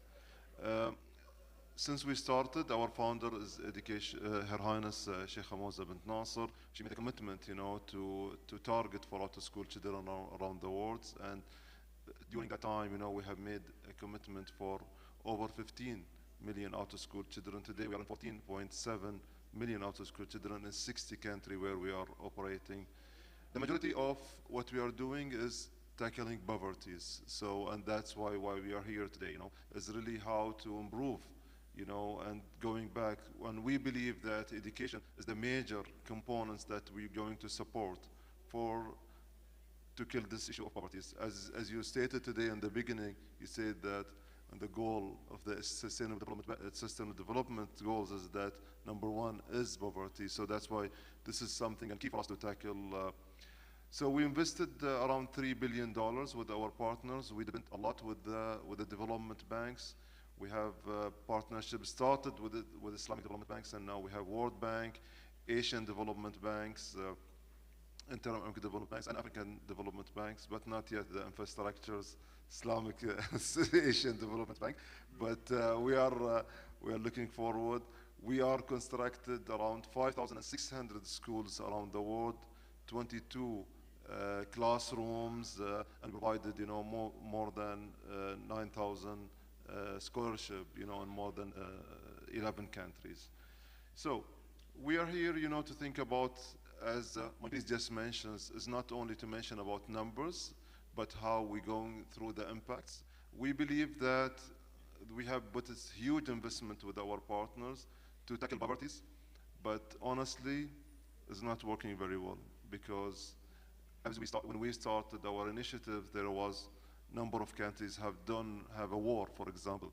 If there are a war, it's definitely poverty is increasing, and this is again second and third crisis is going on. So we need peace, to suffer poverty. One of the things that we are working very close with our partners, with the World Bank, and this is something that we are very close working with accredited countries, member countries, either state members here, is on the ideas of how to give a relief to certain countries where they are suffering really from the economics. So as we can see recently, what's happening in Sri Lanka, where IMF and World Bank, be requested in the repayment for these loans, and really it's a crisis sometimes the countries of recovering. So how could we work together, on an ideas of very innovative financing ways to come and to say this is how we want to tackle economic side. Then through this we're going to go, on food securities and creating jobs and all these things. If the country is really suffering from economy, we believe this is something that definitely cannot be done. So our main strategy, our main objectives is working very close with governments, bringing the gap, closing the gap of education and multi-sector. So through education we work with food security and health. We do lots of vaccinations. We work in a partnership, for example, with Gavi on vaccinating children, pregnant women, and supporting them. So through education, we're tackling high on the poverty side, and we believe that this is something that will keep continue and tackling on this. I think my last thing that I want to mention to you here is that we are really pushing the economy, through all the systems, and through this we believe if the economy is being sustained, we can really easy suffering educations, easy suffering non-employments to close the gap on the non-employments, and surviving the country from the currency side, because we see now what's going on out in the other countries suffering from the currency side now, you know. So that's why this is something that we want to work together. Thank you, Mohammed. Thank you, Mr. Fad. You are touching very close to one of my most sensitive topics in my business life and as a futurist, and that is that organizations like IMF, World Bank, United Nations, World Health Organization, all of them were created 80, 90 years ago for problems 80, 90 years ago. Now the world has changed, and I know they're trying, but I think that there's a gap, there's a deficit. And I think we as an organization need to be finding a way to bridge that, and also to look at CSOs and other structures to be able to deploy. That's the first comment. And the second is that there are so many new ways of deploying education, which I'm sure you know even more than I do. I think we need to do that to improve economies also, is to really just look at it differently, look at our issues differently. Thank you. Thank you very much, sir. Abdul Mohsen, over to you, sir. Just tell us about your environment and how you are, you're Deputy CEO there, but you're looking after a large structure. How is it affecting the environment here? Assalamu alaikum wa rahmatullahi wa barakatuh. As'ad Allah. Peace be upon you, and good evening to all of you. We'd like to thank the ISFD and for the support. I represent the National Center for the sector that focuses on civil society, and the center here is indeed focused on the development of the not-for-profit sector. And when we address the not-for-profit sector, we are talking about this sector, particularly in KSA, its empowerment, the legislation that are related to the sector, as well as the empowerment in terms of removing all the obstacles that could be faced, whether with respect to the relationship of this sector with other partner organizations or with the government agencies. We have a plan for achieving the main targets of the 2030 vision of KSA. The most prominent objective is the focus on not-for-profit sector. There are goals, there are indicators that are specific for this particular sector. And in fact, this is indeed indicative of the focus of KSA on this not-for-profit sector, and that it is not a marginal entity, but rather a partner and an active sector. That is to say, it is the third pillar of development. We have the government, the private, and now we have the not-for-profit sector. In fact, the National Center was mandated with 16 roles. And in brief, I could provide you with a statement about them. We are mandated with the development of strategies and plans. The most important strategy is the national strategy for the not-for-profit sector in KSA. Currently, we are working on the development of the strategy, and once it is established, that it will provide focus and orientation for this sector. The second mandate relates to legislation, regulation governing this sector, in addition to all aspects that are related to volunteerism. The investment in order to achieve social impact, everything that is connected to obtainment of licenses, as well as the issuance of rules and regulations in KSA for all not-for-profit organizations, whether as an NGO, a fund, or any kind of organization under this sector. Another mandate relates to conducting research on not-for-profit organizations. And finally, while not the least of all, is providing for governance as well as financial supervision and oversight on these organizations. I'm really pleased to have been invited to this forum because this forum is connected to human beings and the insurance of the creation of a dignified life. In fact, human beings that are the vicegerents of God and Allah on earth are indeed the representatives here on this earth for building and for construction. CSOs, not-for-profit organizations, are the closest to humans. They are the ones actively supporting human beings to build civilizations and to achieve development. KSA is indeed keen through as clear through the 2030 vision and through the mandates of the different government agencies to ensure the dignity of human beings and to ensure that human beings lead the life they were created for. So this is in brief the role, our role in the not-for-profit sector, and probably I can add more in question and answer session. Thank you. Spoke about the not-for-profit sector a lot. And there are a lot of challenges in the not-for-profit environment in terms of motivation and structure and so on. What about social enterprise? How about have a purpose-driven company but running for profit and then use that money to put it back in again rather than just think. So people can earn money, but they're only working for good and only working for purpose-driven companies. Perhaps that's a good way of perhaps evolving the not-for-profit sector. True, indeed, investment and for social impact and social enterprise is very relevant. We have a great initiative that is related to social enterprise. And through our research in the National Center, we found that many of the businesses were established for a social enterprise, or according to this model. And indeed, the achievement of profit is secondary.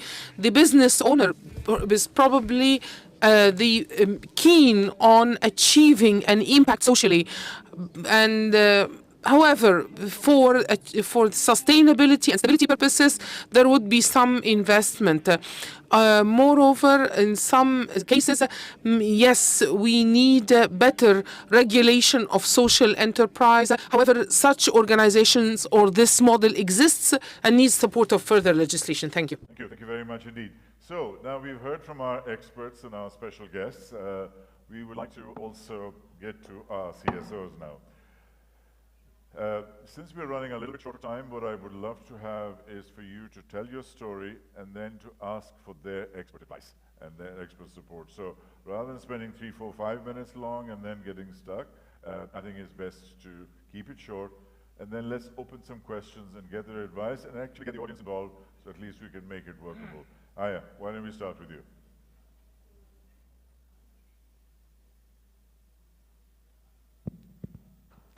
Thank you. Assalamu alaikum wa rahmatullahi wa barakatuh. I am really pleased and delighted to be here representing my organization as part of the civil society organization, Jordan Youth Innovation Forum, which is a local NGO that works for youth empowerment.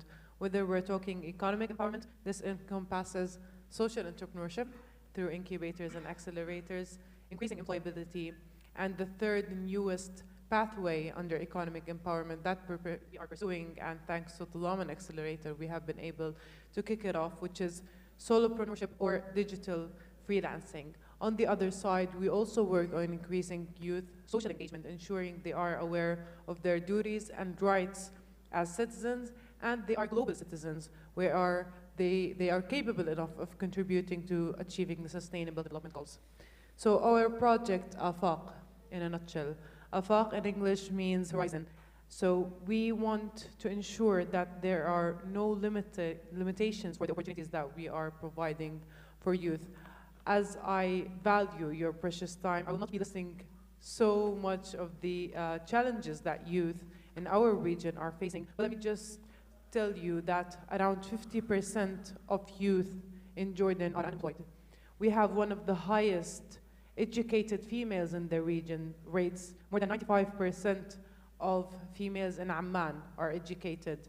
Yet, we have the highest rates of females unemployment in the world. This is shocking, this is devastating, but we're using this challenge as an opportunity to open new horizons of opportunities for youth. This is why through our project Afaq, we are introducing digital freelancing and solopreneurship for youth by not only providing access to international digital freelancing platforms, but also providing them with the essential skills, whether interpersonal or professional, all the needed tools and technologies in order to be onboarded on digital freelancing platforms and deliver their services. We focus on digital freelancing platforms as it bridges the gap between talent and opportunity, where we provide youth with the capacity, young men and women with the knowledge, capacity and awareness in order to nourish their skills and fulfill their potentials by securing an income, but at the same time engaged in the community and having inclusive economic participation. Thank you. Thank you. That was beautifully articulated.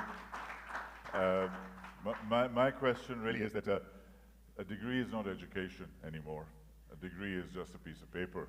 Education is what you've learned, your capabilities, your capacity, your ability to develop. And listen, Jordan is a great country, and you can be global from Jordan. You're not bound by your boundaries of your country and your nation, particularly in a digital world. So what are you teaching now that is actually helping us, your country, to go abroad, because the economy is too small to be able to absorb all of you? Thank you so much for phrasing it this way. This is literally why we're working on it. For example, in the Arab region, we need 33.3 million jobs in order to decrease the unemployment rates by 5%. So this is why we were looking for opportunities beyond the geographical area. And allow me to tell you that a lot of the time, civil society organizations are marginalizing the importance of interpersonal and soft skills. So I would like to answer you by saying part of it is focusing on communication skills, the ability to express your ideas in confidence, being able to share their thoughts, but at the same time integrate in the community. And this can be reflected in the project, the ability to sustain and maintain customers and ensure they are increasing the capacity of serving customers all around the world, understanding cultural differences, time management, and all that on the soft skills aspect. And on the other aspect, the professional skills, of course, it encompasses digital skills, the ability to use productivity and project management tools that are available online. Thank you, thank you. I'm working just incidentally on a project for 1 million women for jobs in the next 5 years. And it's quite incredible what the delta is in terms of where they are today, in terms of how to be ready for a job and where they need to be. So there is a lot of education, and I think our education system globally, regionally sucks. And we really need to find a way to get that and bring it into the 21st century. And so, you were so amazing. You were in Abha, right, with your family, and there were kids running around, lots of noise, etc. And she was helping us with her ideas. Please share your beautiful ideas, please.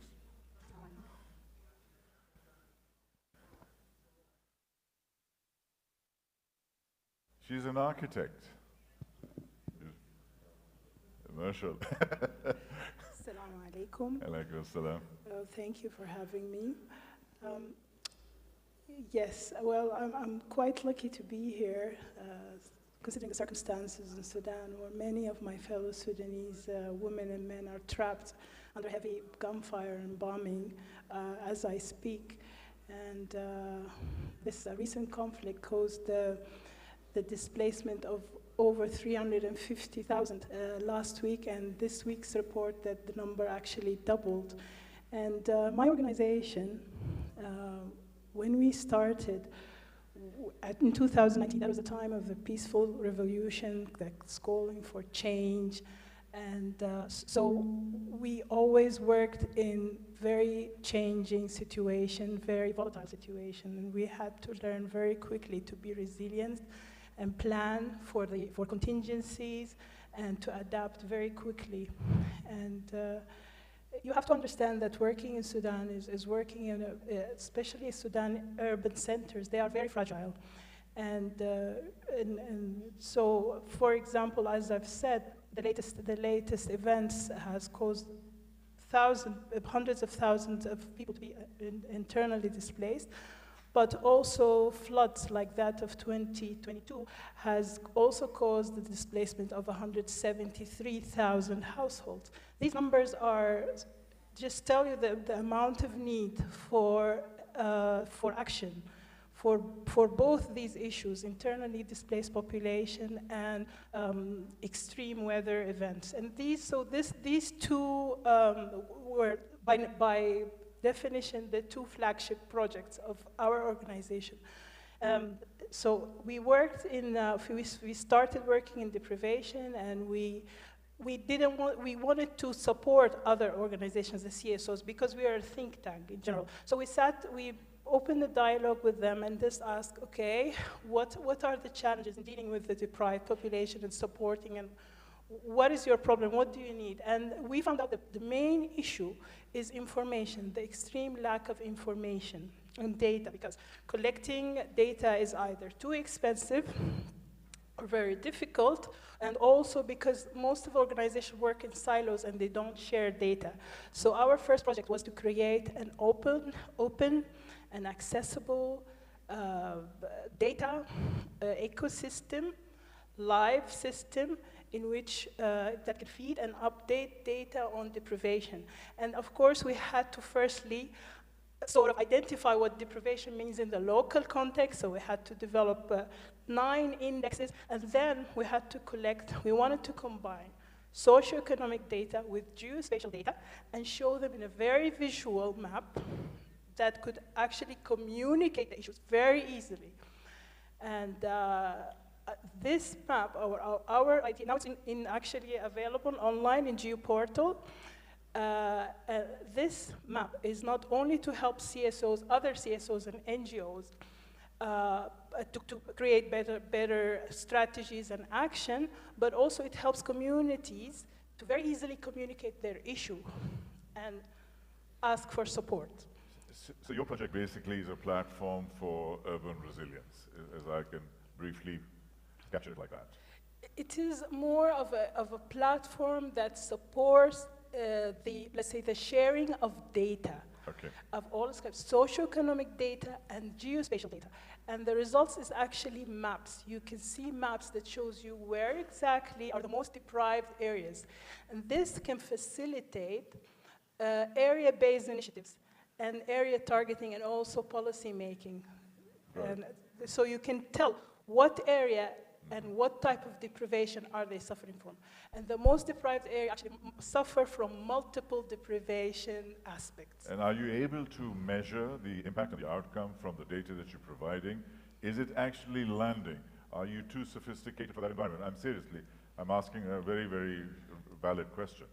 This is, okay, we've launched the system in 2023, March 2023.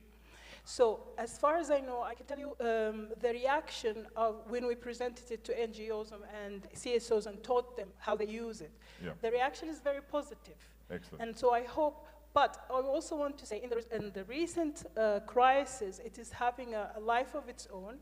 Now we are uploading data related to humanitarian needs, where NGOs are active, what are they doing, where do you get supplies? So now we're already working on sort of elevating the shock of this crisis. Great, so thank you very much. Quickly to get Nasser, big hand for her. Nasser, a quick briefing from you, because I really would like all three of you to benefit from our three senior gentlemen that are here, to be able to guide, because I can see 2 or 3 things you should be asking them already. I'll help you. Yalla, please. Thank you so much. Salam alaikum. My name is Nasser Diallo. I'm from Guinea-Conakry. It's in West Africa. I am the founder and CEO of Clinic O, which is a technology-enabled platform where people can access healthcare to eradicate extreme poverty. The majority of the people that we serve make less than $2 a day. And about 20 years ago, those people were my father. And he had to travel about 300 kilometers to check his blood sugar level. And round trip, it's 600 kilometers, which cost him $22 just for someone to tell him that his blood sugar level is up or down. Today, through Clinic O, we have offered 20,000 blood glucose tests to people within the comfort of their home. They don't have to travel, helping them save 12 hours in travel time and $22 in transportation cost. We are expanding in 3 cities, and by the end of this year, we are hoping to reach 50,000 people. What do? We use basic technology, a smartphone, and a community health worker. Why? Because we have 1 physician per 10,000 people in Guinea, 1 every 10,000 people, and 4 nurses per 10,000 people. As you know, we cannot invent physicians and nurses overnight. So what we do is hiring low-skilled community health workers, training them on how to use basic medical devices and basic cell phones. And then we connect those community health workers to specialists who are in the cities, right? So the community health worker is hired within their community, and they live in their community. They want to stay in their community. As we know, a doctor cannot leave the capital city to come live in a village, right? So the doctors stay in the capital city, and we do what we call basic telehealth. Everyone is winning. We have a partnership with the Guinean Ministry of Health. They have accepted us to be the official data collector at the local level. We offer medical ID card and digital medical record. Thank you so much. Thank you very much. It's an amazing project. And NASA's outreach is around 8 million, but to grow up to about 100 million in the West African region. My view is, why just West Africa? What you're doing is very simple, very doable across the board. So if you were to ask three gentlemen for one thing that you need to empower you to make this happen, don't ask for money. One other thing that you need. I'm serious. Money it slows us down. What else is there? What would you ask for them? I will ask them, as Mr. Abdul said, to help us bring back dignity to our communities. You ask me why West Africa, why Guinea? It's because that's where I'm from. You have to start home first and then go out. I used to work for Facebook, so I understand how global our world is.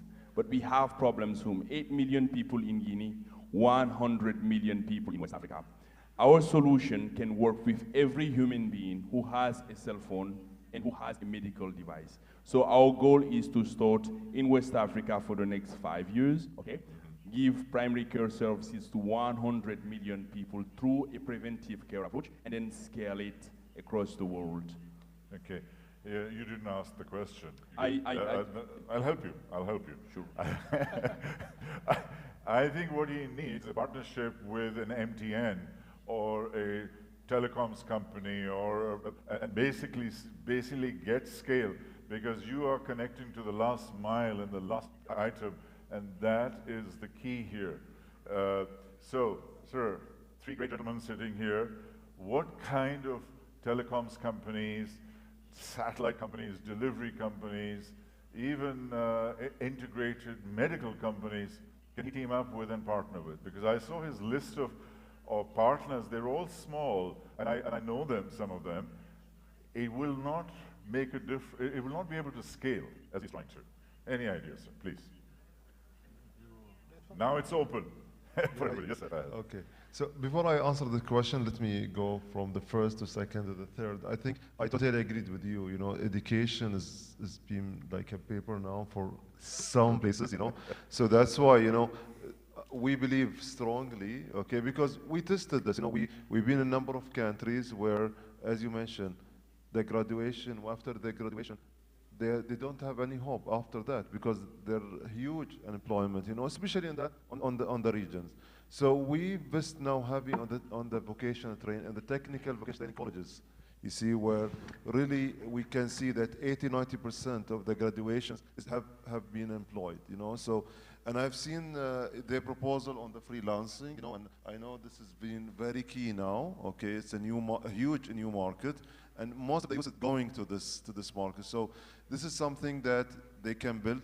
I think they need together is the partnership, So, what's missing is that I think rather than asking money, ask to the partners, So how you could go and starting partner now, with the companies. Always aim high, okay, because you started the horizons, of afar. So that's why, and for all of you, I think this is very key. And actually, yes, you need to start sometime with your country, but sometime if your country have a difficulty sometime on networking or all these things, and you can buy something outside with easy of connections, I think maybe you can start there. For us, as I'm just giving examples of education above all, we don't start first in Qatar. We started outside. And there are an issue in Qatar. Now we come back based on the lesson learned that we have international, then we come back to solve it out, you see? So this is kind of things that need to be given. But my outcome for this is really aim for this partnership because they will give you that sustainability. We've seen lots of small, startup things. After 2 or 3 years, we don't see them back. You see, so you need to continue. So once you have this partnership, to sustain you, to continue. Thank you. Thanks, Fahad. I think that the core theme is about solidarity, alliances, and partnerships, which is what we're talking about here. All three issues that you have mentioned, and I work in technology and futurism and all of this. I know that most of what you're trying to invent has already been invented to a much higher level. All we need to do is to enable you and get it to you. That's it. So why the hell are we fiddling around by trying to develop an app? The app's already been developed. So I think what we need to do is to get that, which is what I shared with Dr. Hiba, is the collective intelligence of everybody and sort of say, how best can we enable and empower them? Sir, any idea, please? Yes, sir. Thank you very much. I appreciate the three creative people who talked about their projects, and I would like to share with you our experience at our establishment and how we were able to succeed. Our institution is non-profit, like your organizations. It's non-governmental organization, and it mainly depends on partnerships, whether financial or non-financial partnerships. And these are common factors. I'm supposed to sit with you and not with Mr. Salati and the other two panelists, because we share a lot together. In terms of partnerships, there is something very key. From my own personal point of view, if there is enough interest or attention, you can conduct this partnership very easily, especially financial partnership. You really do have very innovative ideas, very inspiring indeed. When money is coupled with these ideas, you would achieve great, tremendous results. We at our establishment, we have good ideas. True that Waqf Sulaiman al-Rajhi is sponsoring us, but the Waqf would sponsor us for like up to 3 years, and then it will phase out. So our strategy mainly depends on that we depend on ourselves. That's why we are funding organizations. We do have a fund, and we fund up to 1 billion SAR, which means $250 million. Only 15% is coming from the Waqf, and 85% coming from the partners. How we're able to access those partners? This is the technique I would like to share with you. We are exploring the issues in the society. These issues are equivalent to needs. and then we go to the partner who needs something, and we market ourselves that we would contribute with you in solving this problem. Don't go to the partner and talk about yourself. No, go to the partner and talk about the fact that you would achieve his objectives rather than yours. Let me give you an example. We don't live in an ideal world here. We don't talk in vacuum. Let me give you a tangible example. Maslak Fund for Educational Funding. In the last 2 years, we funded 1,300 students with more than 100 million USD. We gave loans in the amount of more than 1 billion zero interest loan. We signed with the universities. And the universities in Saudi Arabia, this is very important. And this is the main thing. Here comes the real genuine need. Universities in Saudi Arabia, in the past 5 years, businessmen injected billions in the investment in civil education. In the past 5 years, there was a huge global economic stagnation. Inflation was spiking up. Parents who used to afford enrolling their students in universities, they started to shun this off and be reluctant because the livelihoods are not like before and liquidity is less. But in Saudi Arabia, we used to have a big, huge program for scholarships and outsourcing students abroad for developmental reasons, and this program came to a halt. Hence, universities and investors in education are in a dilemma now. What did we do? Now we have 25 partnering universities that have signed up in the past 2 years. We addressed and we went to those universities talking about the issue that they are suffering from. We are a funding institution. We are telling them we are a funding institution can assist you in funding, in solving the problem. I would finance the student because we are primarily a developmental non-profit organization that helps assist the beneficiaries. I would finance the beneficiaries, the students, their seats at the university, and I would give you the amount of the money in advance in cash, and I would make it in installments on the parents for a number of years. Hence, the parents think that this is an excellent way out of the problem, and they would be able to enroll the students in the university. And the university would give me, again as this service, a reduction in the fees. And this reduction would cover the operational cost and the risk, if any, and achieve a surplus and financial sustainability in the system. Some universities did not suffice only or did not stop by funding us only. For instance, we gave every university 10 million Saudi riyals. We went to every university and gave them an offer. If this university shares with 10 million riyals in this portfolio, I'm going to double or make the funding of the tuition fees of your students quadruple. So I would give you 40 million. So in a nutshell, this kind of language, this jargon is to solve the issues of the universities themselves. And hence, the universities would be the ones communicating with us and coming to us first to partner with them and not the opposite. This is a generic concept, by the way. When you go and address a partner, especially in the government, all our funds are operating according to this philosophy. You go to the private sector, to the partner, to solve their issues, not ours. This is our philosophy. Important points here. No, this is incredible. I'm from Harvard Business School. Our school has a $60 billion endowment, okay? And every year, without even doing anything, nothing happening, they get 11% return, they get $6.5 billion. They can have every student paid free of charge if they want to. They don't.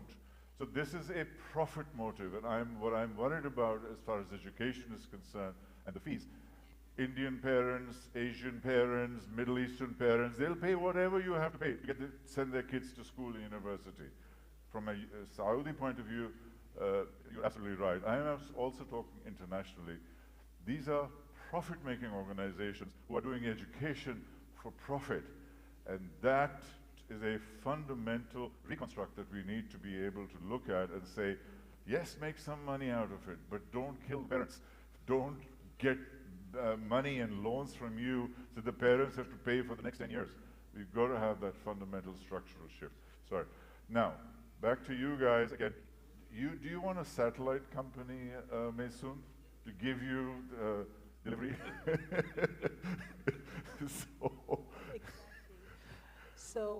Because Mr. Fahad has a company in his back pocket who does all this satellite. I think someone does.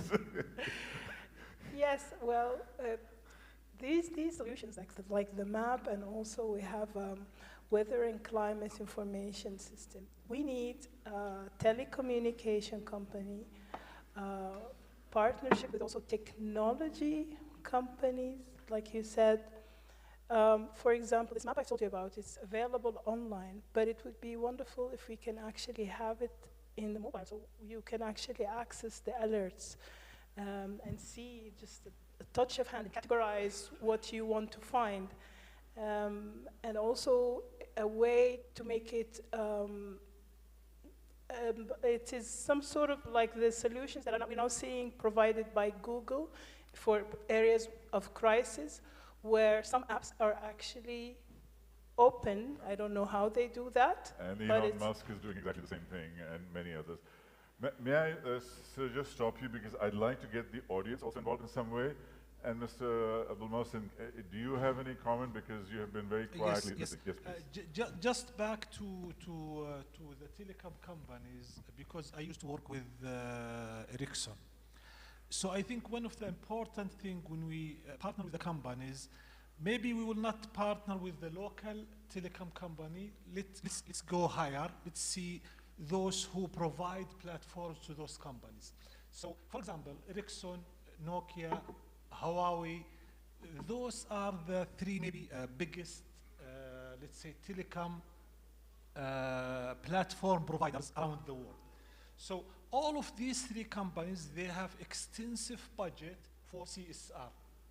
So I think if you try to get to them, see their CSR program, try to partnership with them, because this kind of company, they are working usually with all of telecom companies working in your country. So you are getting one who will serve you with all the telecom companies. So this is number one. So select the partner very carefully. Number two is how to present your idea. Because those companies, they are not, getting any idea. You need to sell it in a good way. So by having a good idea, present it very well with the good partner, you will get it, inshallah. Can I ask, what is the win? I'm just reflecting on the gentleman's opinion. How can I convince them? What is their win out of it? Is it just social responsibility, or is there something that I don't know? I think going through social responsibility is important, and seeing what's their goals, because those kind of companies, they have specific goals each year for their CSR programs. So if you are able to connect your idea with their goals, you will get their money.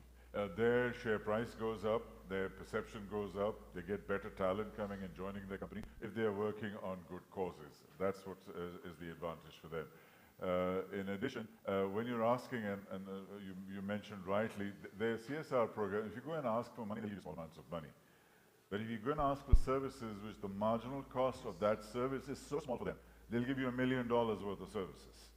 And that's also another way to look at it, is to be able to apply it intelligently, as opposed to, can I have $10,000, please, $100,000? Yeah, fine, we'll try and fix something. But if you say, can I have $1 million of satellite capability and facilities, you have a much, much better chance of getting...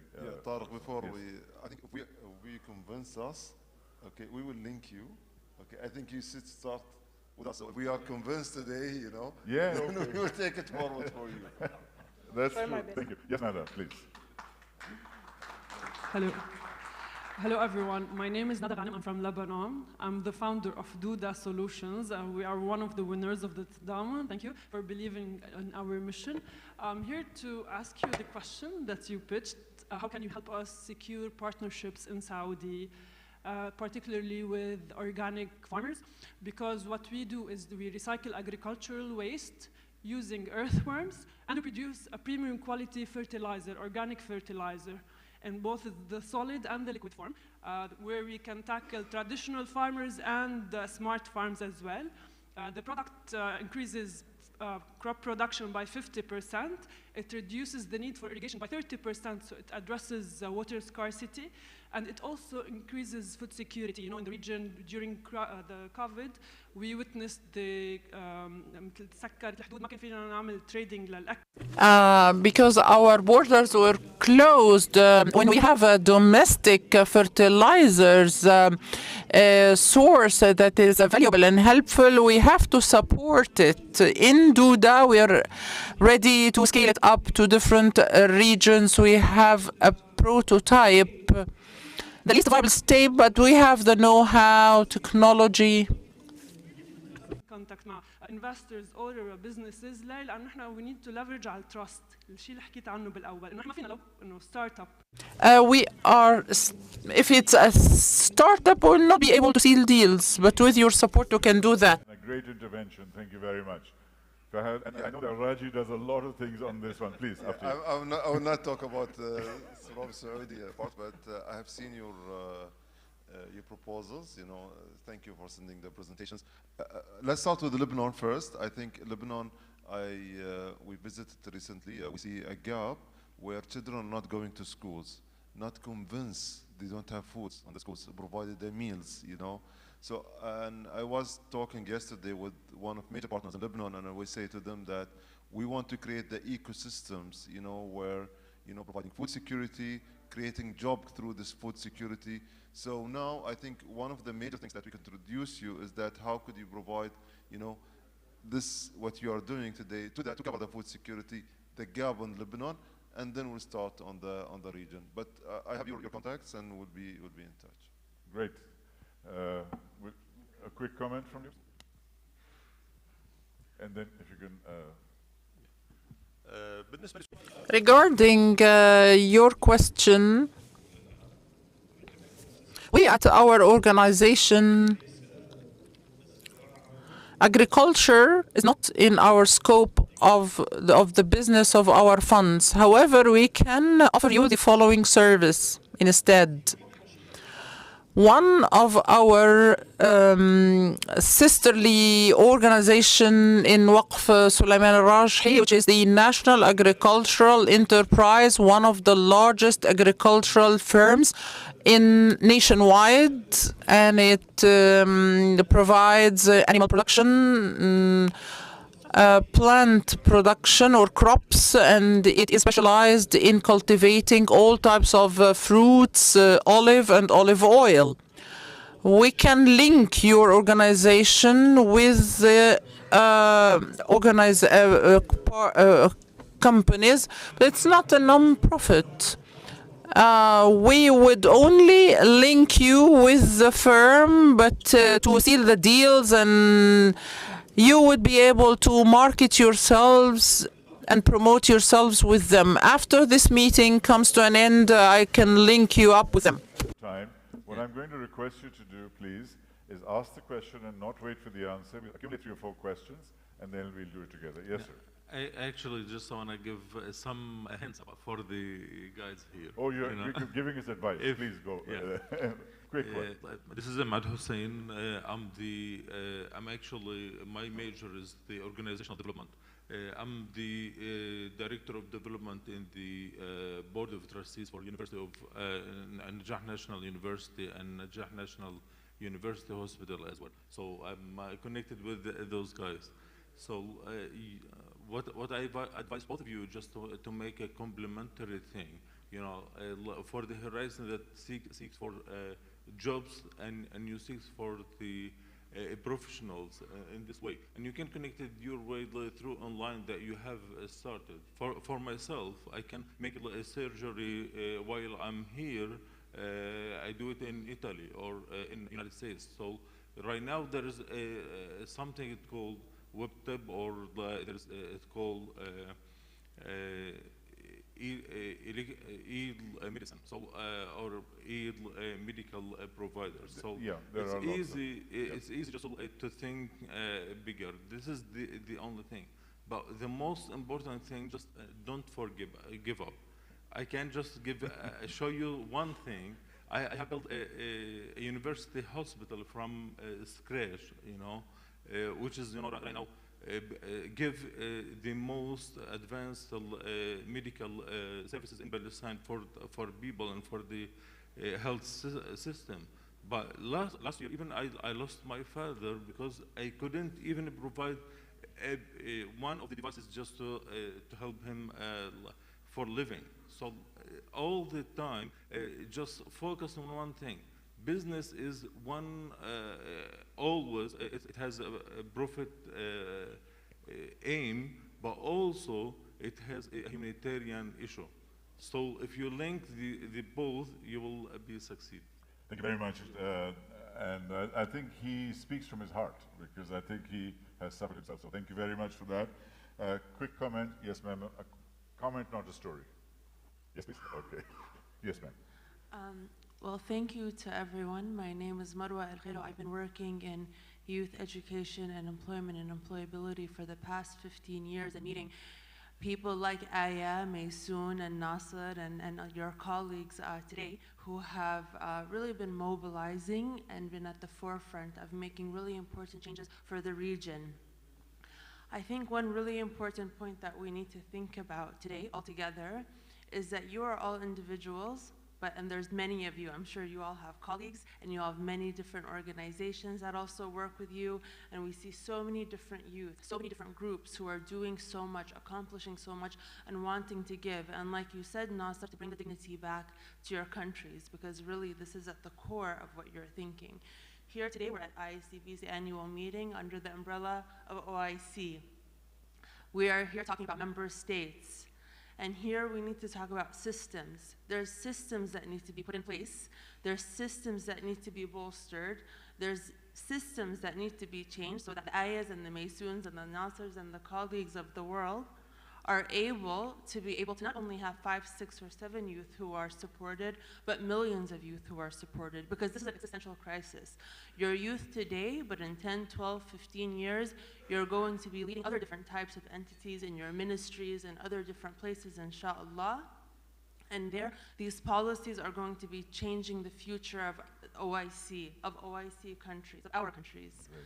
So I really put stress also on our different CSOs and entities here to work on these different youth projects, but also to work with the systems that really need to address and multiply and have a multiplier effect. Thank you very much. Thank you very much indeed. I see so much passion, and I have completely lost control of this session because everybody wants to be involved. I mean, you wanted to make a quick comment, but please make it short so that thank you very everybody much. can have a Let me voice. first of all congratulate the winner, and thank you for the speaker. What you're doing, you made our day today. That's what you achieve. What missing part here? How can we link you with the financial inclusion? AgFund, I'm from AgFund. AgFund already have a bank, so Maysoon now ask who could help her. We have IBDA Bank, you may hear about it. And we went through your problem. We are as a bank. We had a problem with a small farmer. So how can we help small farmer? Because everybody not to finance small farmer because of the risk, as you said, anticipating the risk. Now we develop a modality now with the support of the Suez capacity building facility. The small farmer now ensure and link with the weather index. So if you be in touch with our colleague in IBDA Bank, we do have what we call agriculture hub. They will help you anticipate whatever crisis. So the modality we do, we'll share it with you if there is something we could help. For the entrepreneur from Lebanon, we already even have IBDA Bank in Lebanon. You heard about IBDA Bank? IBDA Bank now have a modality of helping, after COVID-19 and food security. we started giving a priority for a small farmer. So because what's facing our problem those days, climate change, unemployment, and food insecurity. The solution is the small farmer. So we look at the small farmer now. We are working with Sudan, small farmer. Now we have a product in Lebanon, agriculture. So if you be touch with the IBDAع Bank in Lebanon, you could even have that organic sell to the small farmer, and they will encourage you. So one of the things is I want to ask this. I appreciate what education above all, and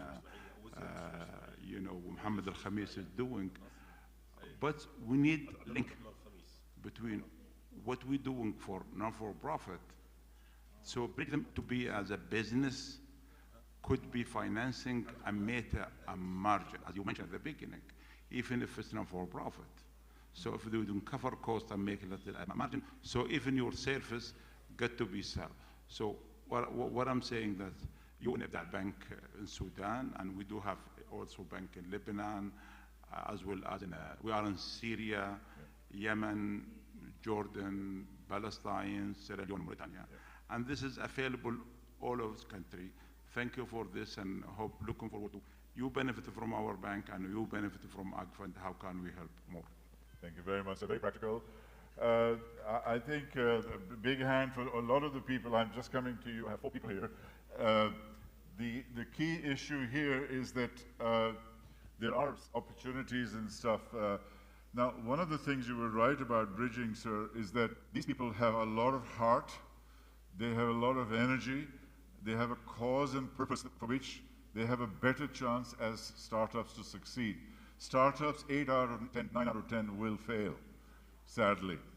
They're not business people by definition. They are passion-driven entrepreneurs. We need to build that bridge in the middle to be able to empower them, and not just banking and finance, but other skills also. He is a superstar from the thing as an award winner. So No, this Mr. good point, yeah. Thank you so much. My question goes to Mr. Fahad.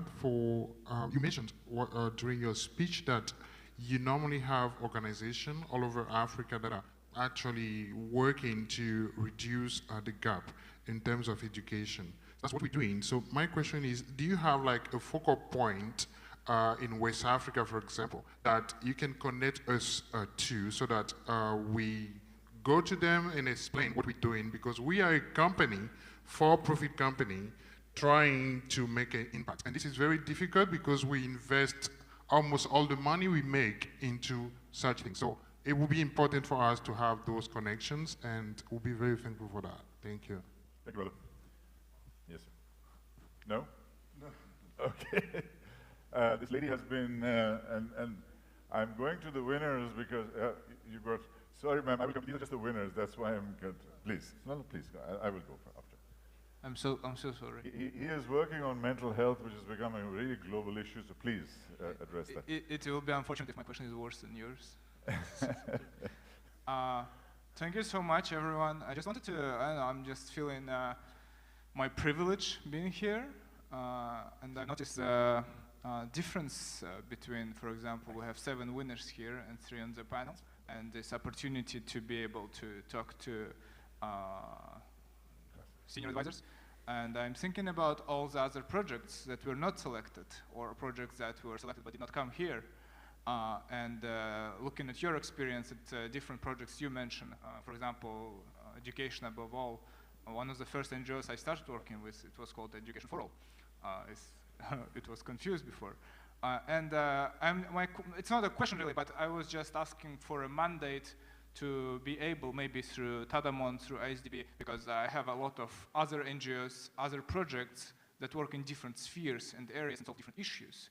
And if I will be able to connect those guys, those people and organizations with your organizations, probably, because I'm pretty sure there are many overlaps in problems you solve.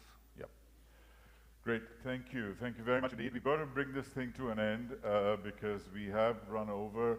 There are still many, many more questions, but I think we really need to now wrap up, and we will take your calls, your questions offline, madam.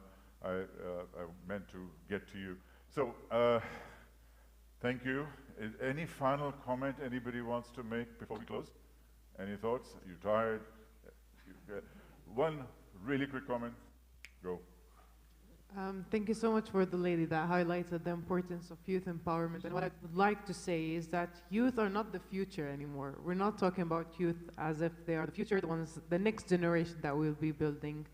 We are, and youth are the present. So investing in them is a 100% winning and growing idea. Thank Wonderful you. message. Thank you. Final comment? Thank you so much. So if we all are here, it's because we are healthy. If one of us was sick here, none of that person would have not been here. So it's extremely difficult to find funding and partnerships in West Africa. So we are asking you, if you do have connections, and if you do have partnerships in the areas in which we are working, please do connect us. We will do the work. Just help us make the connections. We will do the work. Thank you so much. Thank you. Two great messages. It's the present. We will do the work. Congratulations. Thank you very much, Mr. Khamis. Thank you very much, Fahad Salaiti and Abdul Mohsen Al-Turki. The winners, the guests who had the patience to stay. Thank you very much indeed. And that's a wrap.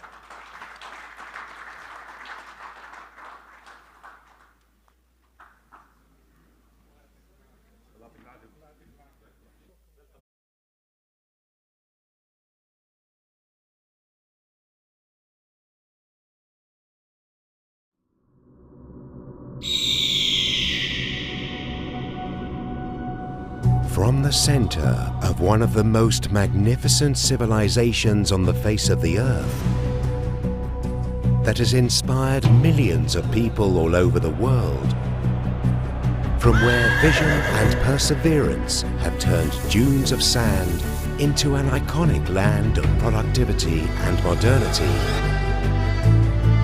the Kingdom of Saudi Arabia, the birthplace and headquarters country of the Islamic Development Bank, is actively supporting ISDB in inviting ministers, policymakers, economy and finance leaders of its 57 member countries, as well as private sector chiefs, international development players and global partners for the 2023 ISDB Group Annual Meetings in the iconic city of Jeddah.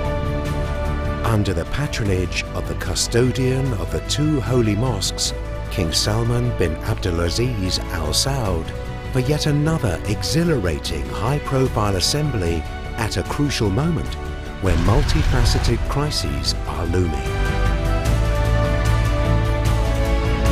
An assembly that builds on the collective will to spearhead homegrown and climate-friendly progress, sets the stage for a more resilient and sustainable development, and forges lasting partnerships that fend off crises. To lead partnerships that pace up the move towards the UN Sustainable Development Goals, to better manage the present and better sustain the future for all. Join us in person and online for 4 days of proactive deliberations at the 2023 Islamic Development Bank Group Annual Meetings.